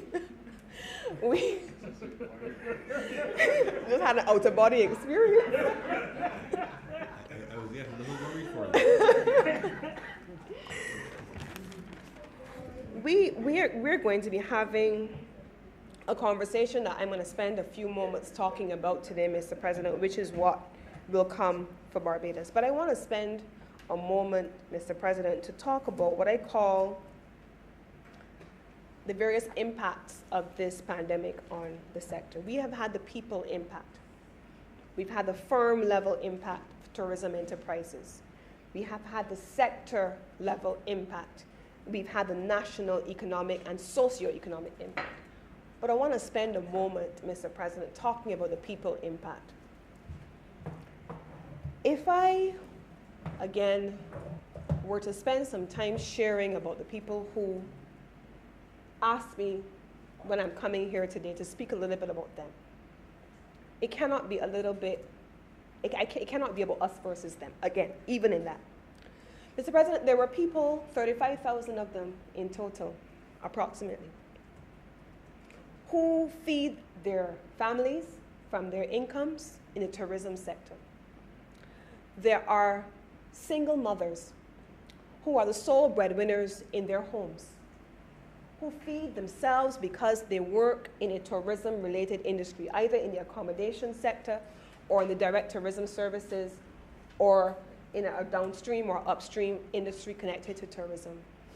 Mr. President, over the last few months, I have spent more time talking to the people who have been affected by what has happened than I would have ever imagined. Mr. President, I met a man who told me he went home one day and he did not have a job the following morning when he got up. He and his wife, like all of us, had the ambition of owning their own home. They lived in a rental home. Mr. President, that man told me he had bought a piece of land with his wife. They found themselves dealing with the commercial banks and unable to pay the mortgage on their land. They opted at the end of the moratorium to sell that land and with it the dreams of owning their own home. They said to me that both he and his wife worked. He had a car, the wife had a car. They worked at different times. When the moratorium ran out from the bank, Mr. President, they had to sell both cars.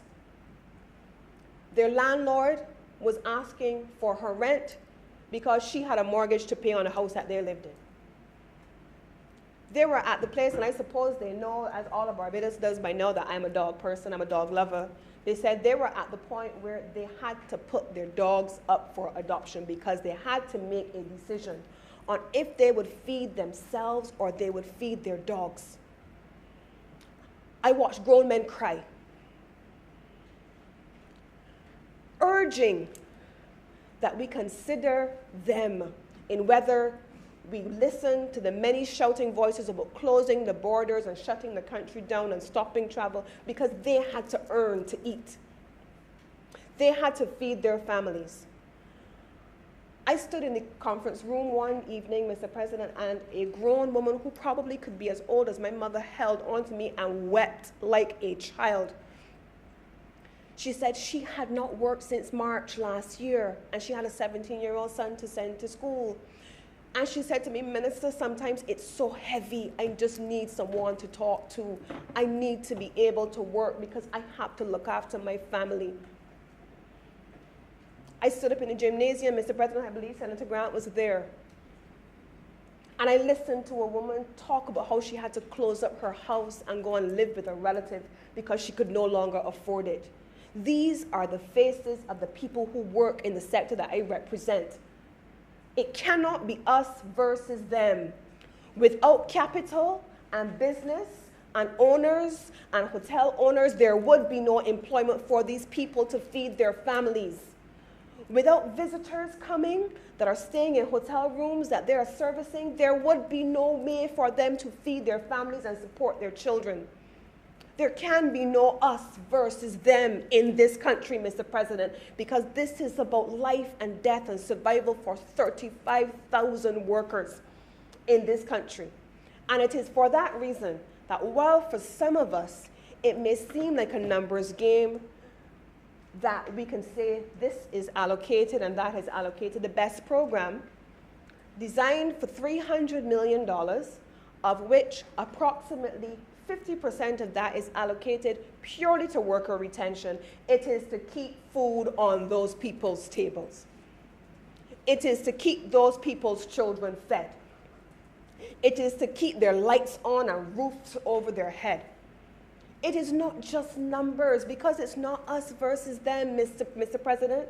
For those of us who have dealt with all of this for the last couple of months, last year and a half, there's a real people impact of this, and sometimes it's easy to get lost in the theory and the academy of what it could look like on paper if you're detached from the reality of the people impact, Mr. President.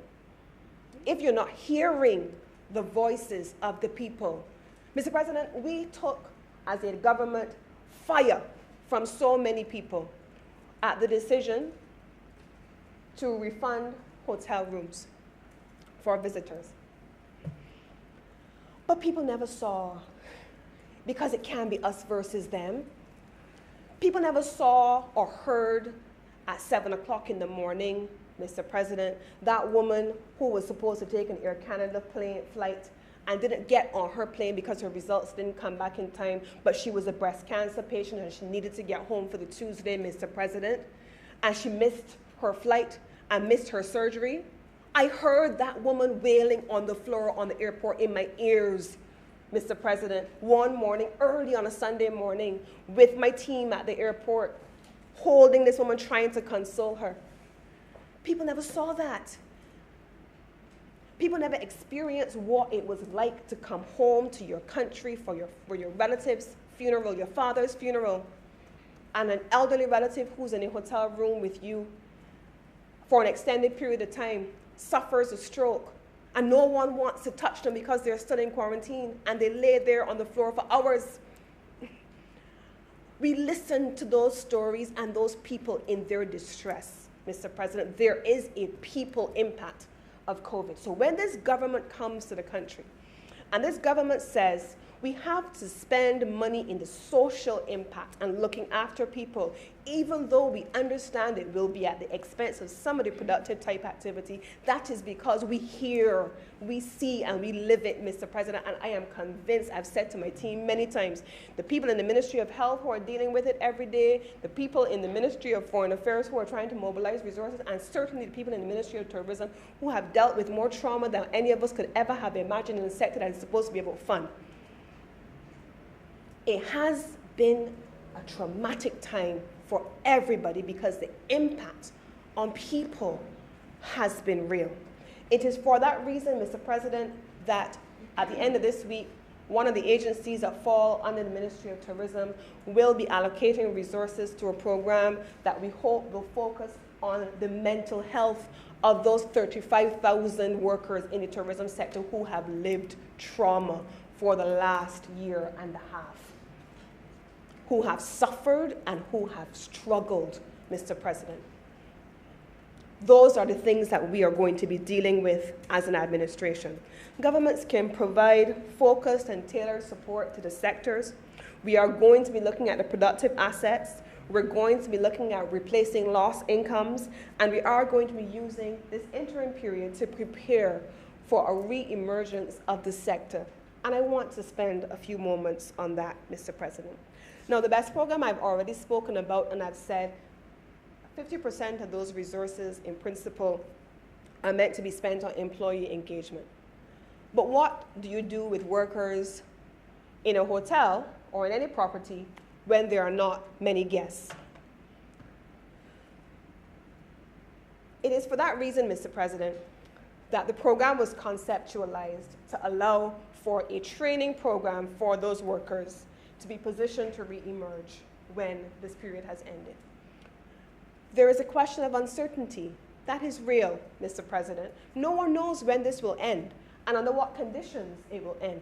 And the BEST program, therefore, was designed for 24 months in the first instance, so that we are very clear that we have to plan for the unknown for at least a period of 2 years. But on the question of renewable energy, Senator Nurse and Senator Drakes, there's a renewable energy investment component incorporated in the BEST program as well to allow for hotel properties to upgrade dated infrastructure and to move towards renewable energy resources. There is that incorporation there as well for innovation and new partnerships. That has now been incorporated.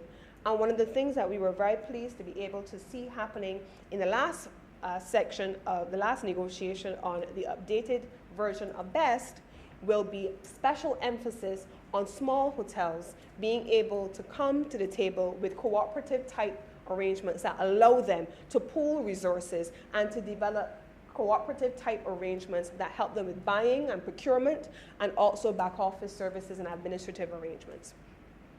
There was a question raised about the structure of some companies and monies going into some of those companies. Mr. President, one of the initiatives that the Ministry of Tourism, along with our partners, is going to be working through is a partnership with the UN World Tourism Organization, which looks specifically at small, medium-sized enterprises in the tourism industry using digitalization and the development of capacity building resources to empower small and medium-sized enterprises to have the capacity to go into the tourism industry and the downstream sectors. We are also going to be looking at, Mr. President, the structure of debt as you have described.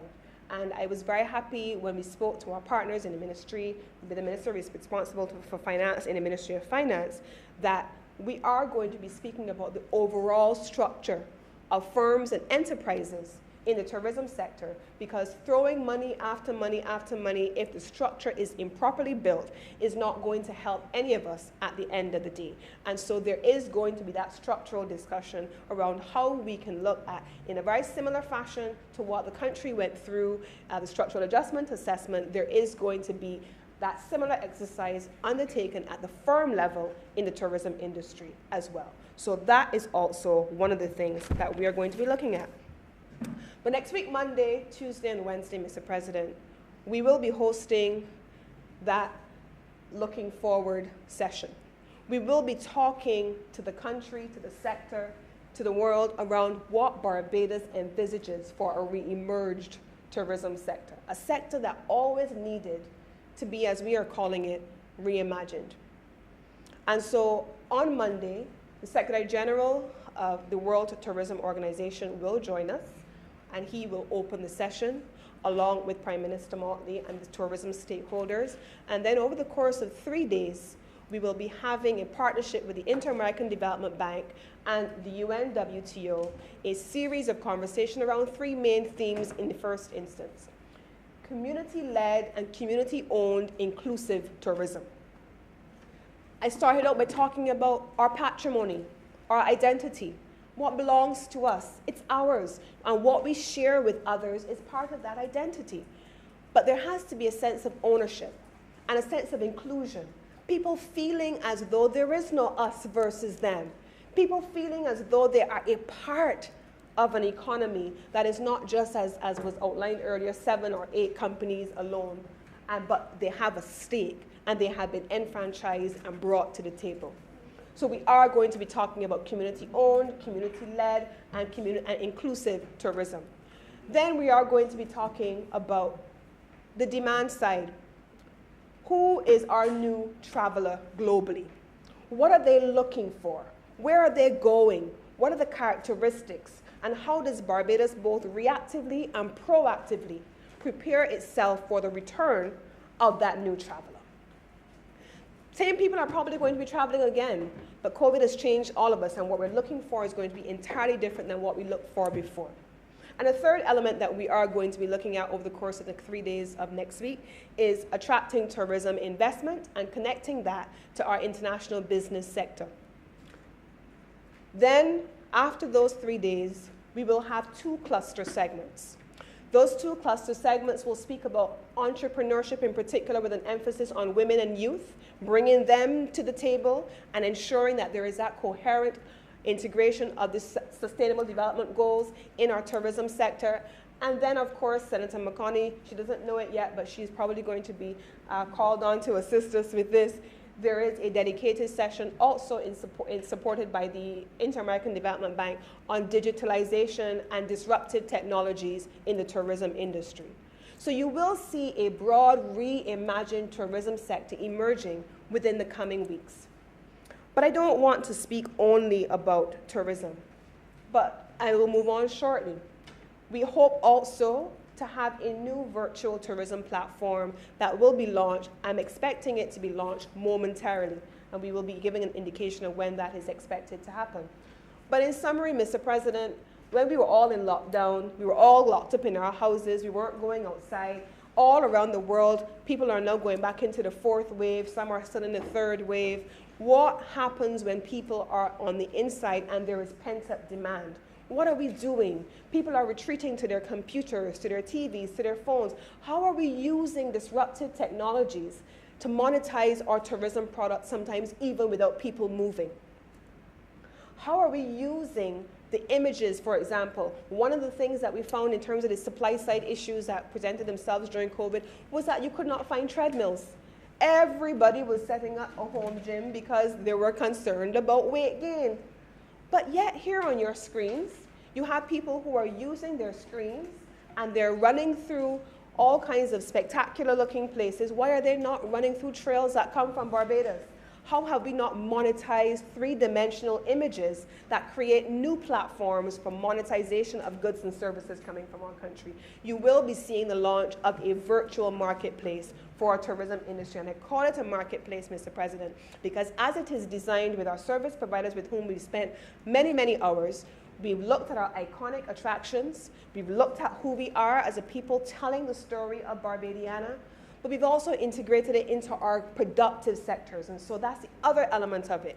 How do we sell goods and other services?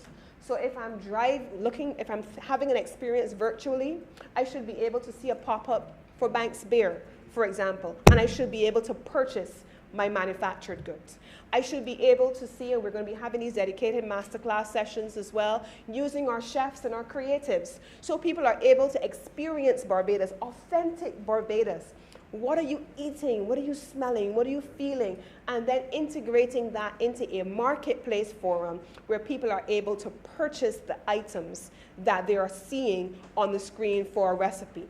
You're looking for that also with rum, and then we'll have our mixologists and so on. So when in some instances we are going to be seeing people returning to the country with normal traffic, they have an opportunity built onto the platform to redeem what they paid for on the virtual platform with an actual visit to a given location. That is one of the things that we're most excited about. Today, Mr. President, there were two announcements that took place while we were here. One, the opening up of new airlift that we expect to commence in October. For the first time, Aer Lingus is going to be flying to Barbados from Ireland. We've been talking about diversifying source markets. And so we have our traditional partners coming out of the UK, out of Gatwick and Heathrow. They will continue to fly as soon as they have been given the clearance to do so. But we also have, even in the midst of a pandemic, clear and expressed demand and commitment to demand to fly from new markets. So we have made that announcement during the course of today while we were here. Equally so, Mr. President, today there was also an announcement from Virgin Atlantic and IATA in partnership with Barbados. What are we doing, Mr. President? Because there has to be movement. There has to be a visioning. And so we are piloting along with Singapore. This little island is piloting along with IATA and Virgin Atlantic digital passports, a travel pass into Barbados, where we're able to move people seamlessly into the country with nothing more than a digital process of everything being uploaded into the various platforms. So all of the notion of the advanced passenger information, all of that which is already there will now be integrated into the travel pass, and Barbados is going to be piloting that with IATA and with Virgin Airlines beginning in April. That announcement also was made today. Now, Mr. President, this brings me to the connection between tourism and the international transport sector. International transport, oftentimes I remind people when they introduce me or when they introduce the ministry, I have to remind people it is not a bastard stepchild. International transport is as integral to the tourism sector as it is integral to a standalone sector which has the potential to create transformation in the Barbados economy and to give us the diversification within the sector and outside of the sector that we have all been talking about. Now, globally, international transport, in particular aviation, represents $2.7 trillion globally and supports about 67 million jobs globally. Here in the region, it supports about 7.2 million jobs and is worth $156 billion in economic activity. In the Caribbean, Barbados has an opportunity using its most southern location to be a southern aviation hub for the country. It makes no sense. Senator Walcott and his team have been working diligently, and it was spoken about earlier today, about new relationships with Kenya and with the UAE. and with Brazil and new markets. And there are any number of air services agreements that are already there and are being negotiated. But what does that translate into as a latent opportunity for international transport? So when you bring all these planes into the country, what do you do with them? Are they all large commercial jets, or are some of them going to be private charters? Are we providing flight aircraft services? Are we diversifying into cargo shipments? Because a third of global trade moves by air cargo, and it was uninterrupted by COVID-19 because it kept moving. Supplies and goods had to keep moving, in particular, valuables and perishables. So here is an opportunity as well that has to be developed, and we are developing, and I'm proud to say that 2-3 weeks ago, I believe it is, the Ministry of Tourism and International Transport presented to the Cabinet, and it was approved, the development of a new aviation strategy for Barbados. And you will be having the launch of the aviation strategy work with a team being developed within the coming weeks. Now, I want to spend a few moments on that, because when we talk about the Ministry of Tourism and International Transport, we talk a lot of times about some agencies that are more visible than others. And I want to spend a moment today to talk about what really constitutes the Ministry of Tourism and International Transport. Everyone knows the BTMI, Barbados Tourism Marketing, Inc. Everybody knows the Barbados Conference Services Limited. We used to call it Sherborne, now LESC. But we have created an aviation cluster of the companies that fall under the Ministry of Tourism that are responsible for any work in aviation and international transport. And we have started the process of rationalizing how we transfer funds into these agencies. They include the following entities: Grantley Adams International Airport, which we know is already under discussion for a PPP. Those negotiations are continuing, and so you would not typically see some of these entities under the estimates, because these are all state-owned enterprises or commercially state-owned enterprises, and therefore they are revenue generating and revenue sustaining for the most part on their own. We have also the Barbados Civil Aviation Department. Barbados Civil Aviation Department, Barbados has made the determination as well over the last few months at the level of Cabinet to transition the Barbados Civil Aviation Authority, Barbados Civil Aviation Department, into a Civil Aviation Authority. That takes us towards achieving Category 1 status, and also then being in a position to actually implement the Barbados Aviation Strategy. We have the Air Transport Licensing Authority. We have Caribbean International Airways Limited, Caribbean Aircraft Handling Limited, which together form a consortium of companies, including a 50% partnership with Dublin International Airport, and they have been incorporated into the aviation cluster. And finally, we have the newest company, Barbados Aircraft and Aviation Service Company, that is responsible in this particular context for investment in the Caribbean region and Caribbean partnerships. These 6 companies now form the aviation cluster under the ministry responsible for international transport. And they have all been rationalized. We're very appreciative for the work being done by White Oak Advisory Services in rationalizing how these companies are meant to function, how we can streamline the questions of efficiency, cost efficiency, how we can coordinate back office services, and how we are able to generate revenue through latent demand that we have not explored. Now, what are some of the things that we have been looking at? Specialty operations, manufacture and aftermarket, training and education, financial services, business and private aviation, maintenance, overhaul, and retrofitting. And I want to pause for a moment on education. One of the initiatives that we are looking at also to diversify within the sector is, on one hand, the attraction of the topmost international tertiary level tourism and hospitality institutes in niche areas to partner with Barbados by way of overseas offshore universities. We expect that we will have an opportunity, in particular, as we develop the aviation industry, to have that new sector for new education being developed. Now, what do we do with that? One, we have to create the skills for the future of the tourism industry. The skills that we have been developing over the last 20 years are not the skills that the new sector will require. So we have to create new mindsets. bring new youthful ideas to the table, bring new skills and new empowerment to the table as well, and give them a seat at the table to be able to take us forward. Equally so, we have to make the best world-class education available to them. And so it is on that basis that equally so, in the coming days, you will hear more from us about a new partnership with the UNWTO on their online academy to make available to Barbadian workers in the hotel sector and those interested in the hotel sector, as well as those who have recently graduated from the tertiary level institutions with responsibility for tourism management and hospitality services, to have access to thousands of courses in niche areas that allow us to train skills for the future of the tourism industry. The same will apply for the aviation sector, so we can have persons who are coming to Barbados, not just for sun, sea, and sand, Mr. President, but for those who are coming to Barbados for education purposes, and that then expands that diversification within the tourism sector, within the international transport sector. So, Mr. President, I cannot begin to outline the kinds of things that we are hoping to be able to do. But I want to also spend a moment to talk about the connections between the productive sectors of the economy.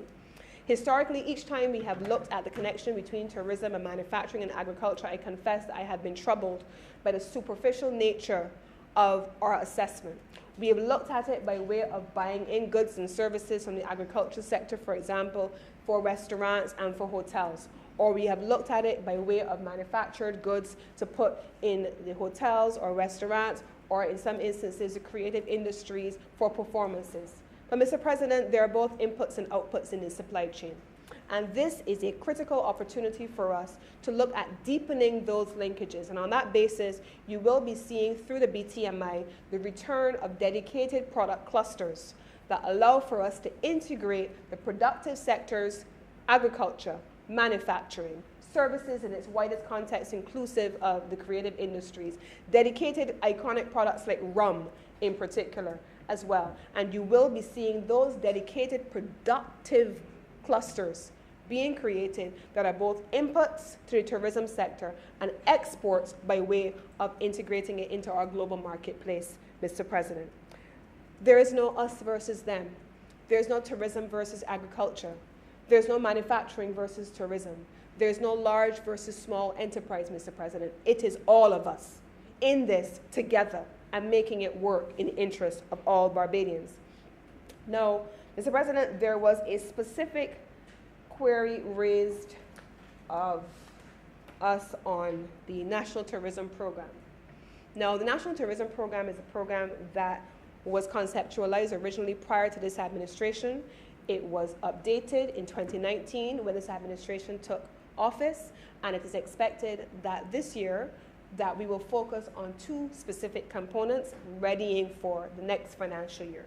So what you see in this financial year is a lot of the proprietary work that is meant to lead into the capital works that we will see in the next financial year. So there are two main components, new tourism products, including the creation of cultural heritage tourism products, and in component two, strengthening of digitalization and strengthening of digital marketing.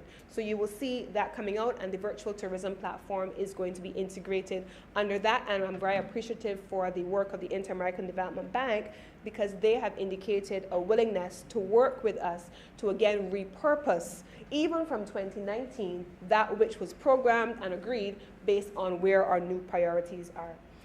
This first quarter, just for clarification, 2021, 2022, it is expected that the following projects will be finalized.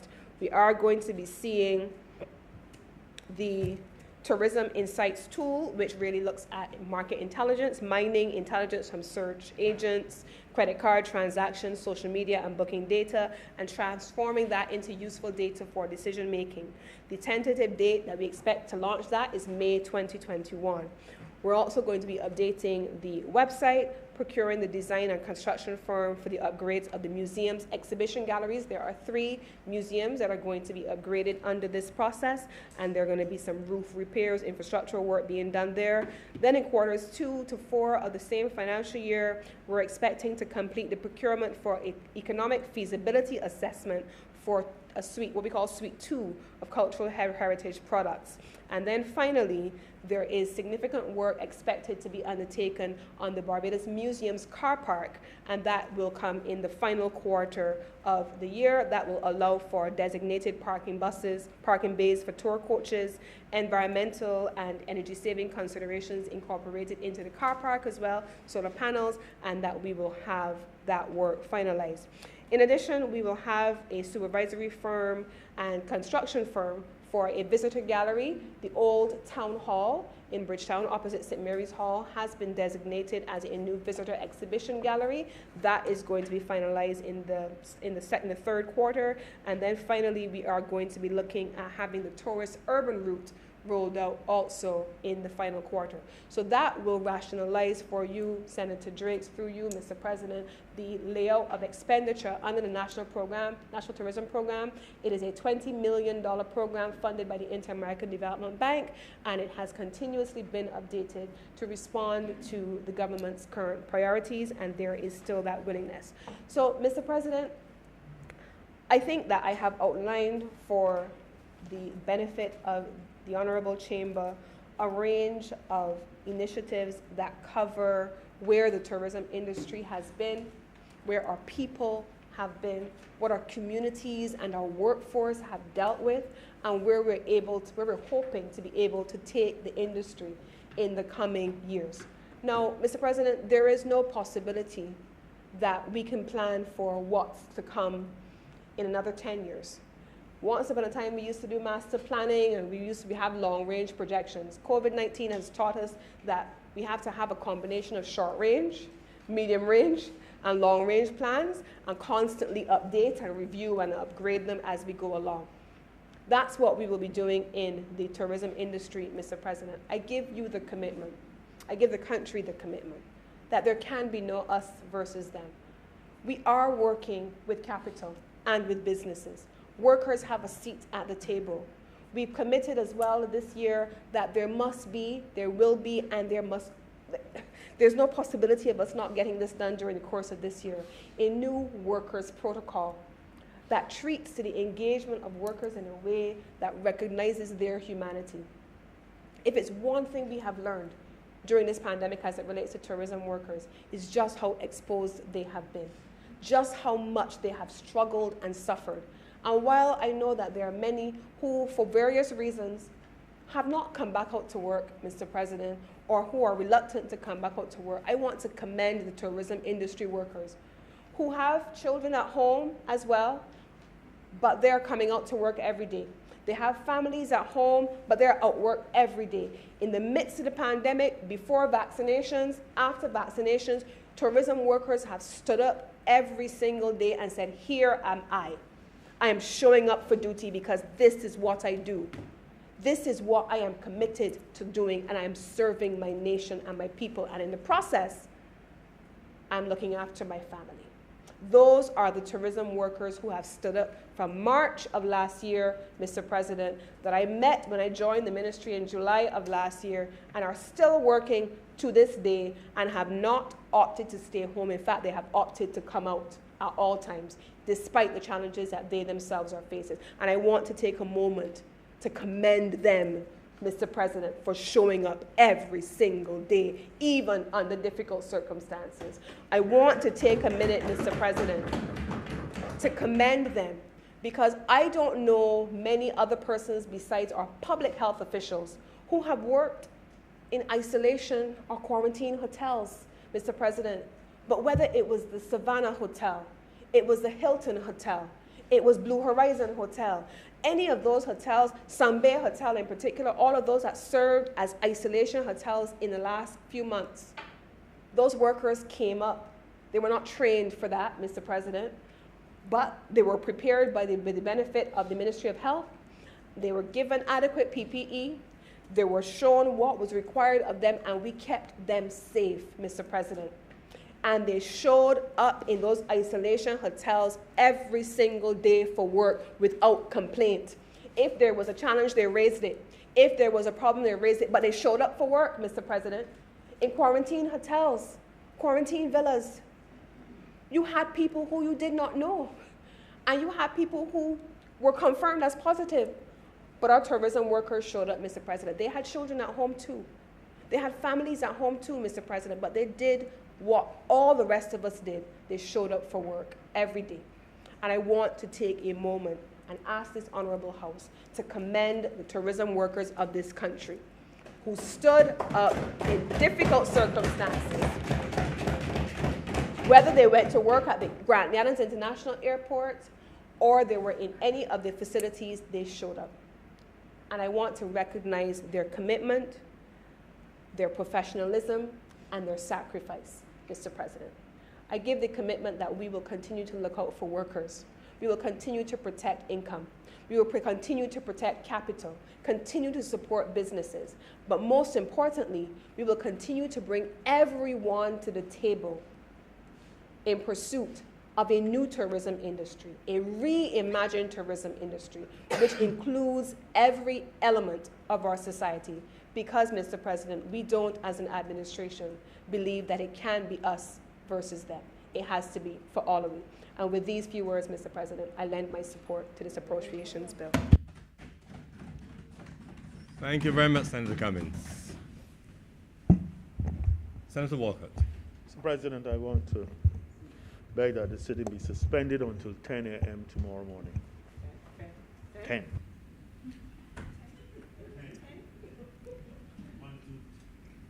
a.m. tomorrow morning. The question is that this sitting be suspended until 10 a.m. tomorrow, Thursday, March 25th. Those honourable senators in favour, please say aye. Those against, please say no. Methinks the ayes have it. Remember, senators, that a suspension has very specific rules concerning resumption, and therefore there needs to be a quorum promptly on the hour so that we can proceed. 10 o'clock, not 11 o'clock. That's an international 10, not a Beijing 10. Thank you very much, honourable senators. This sitting now stands suspended.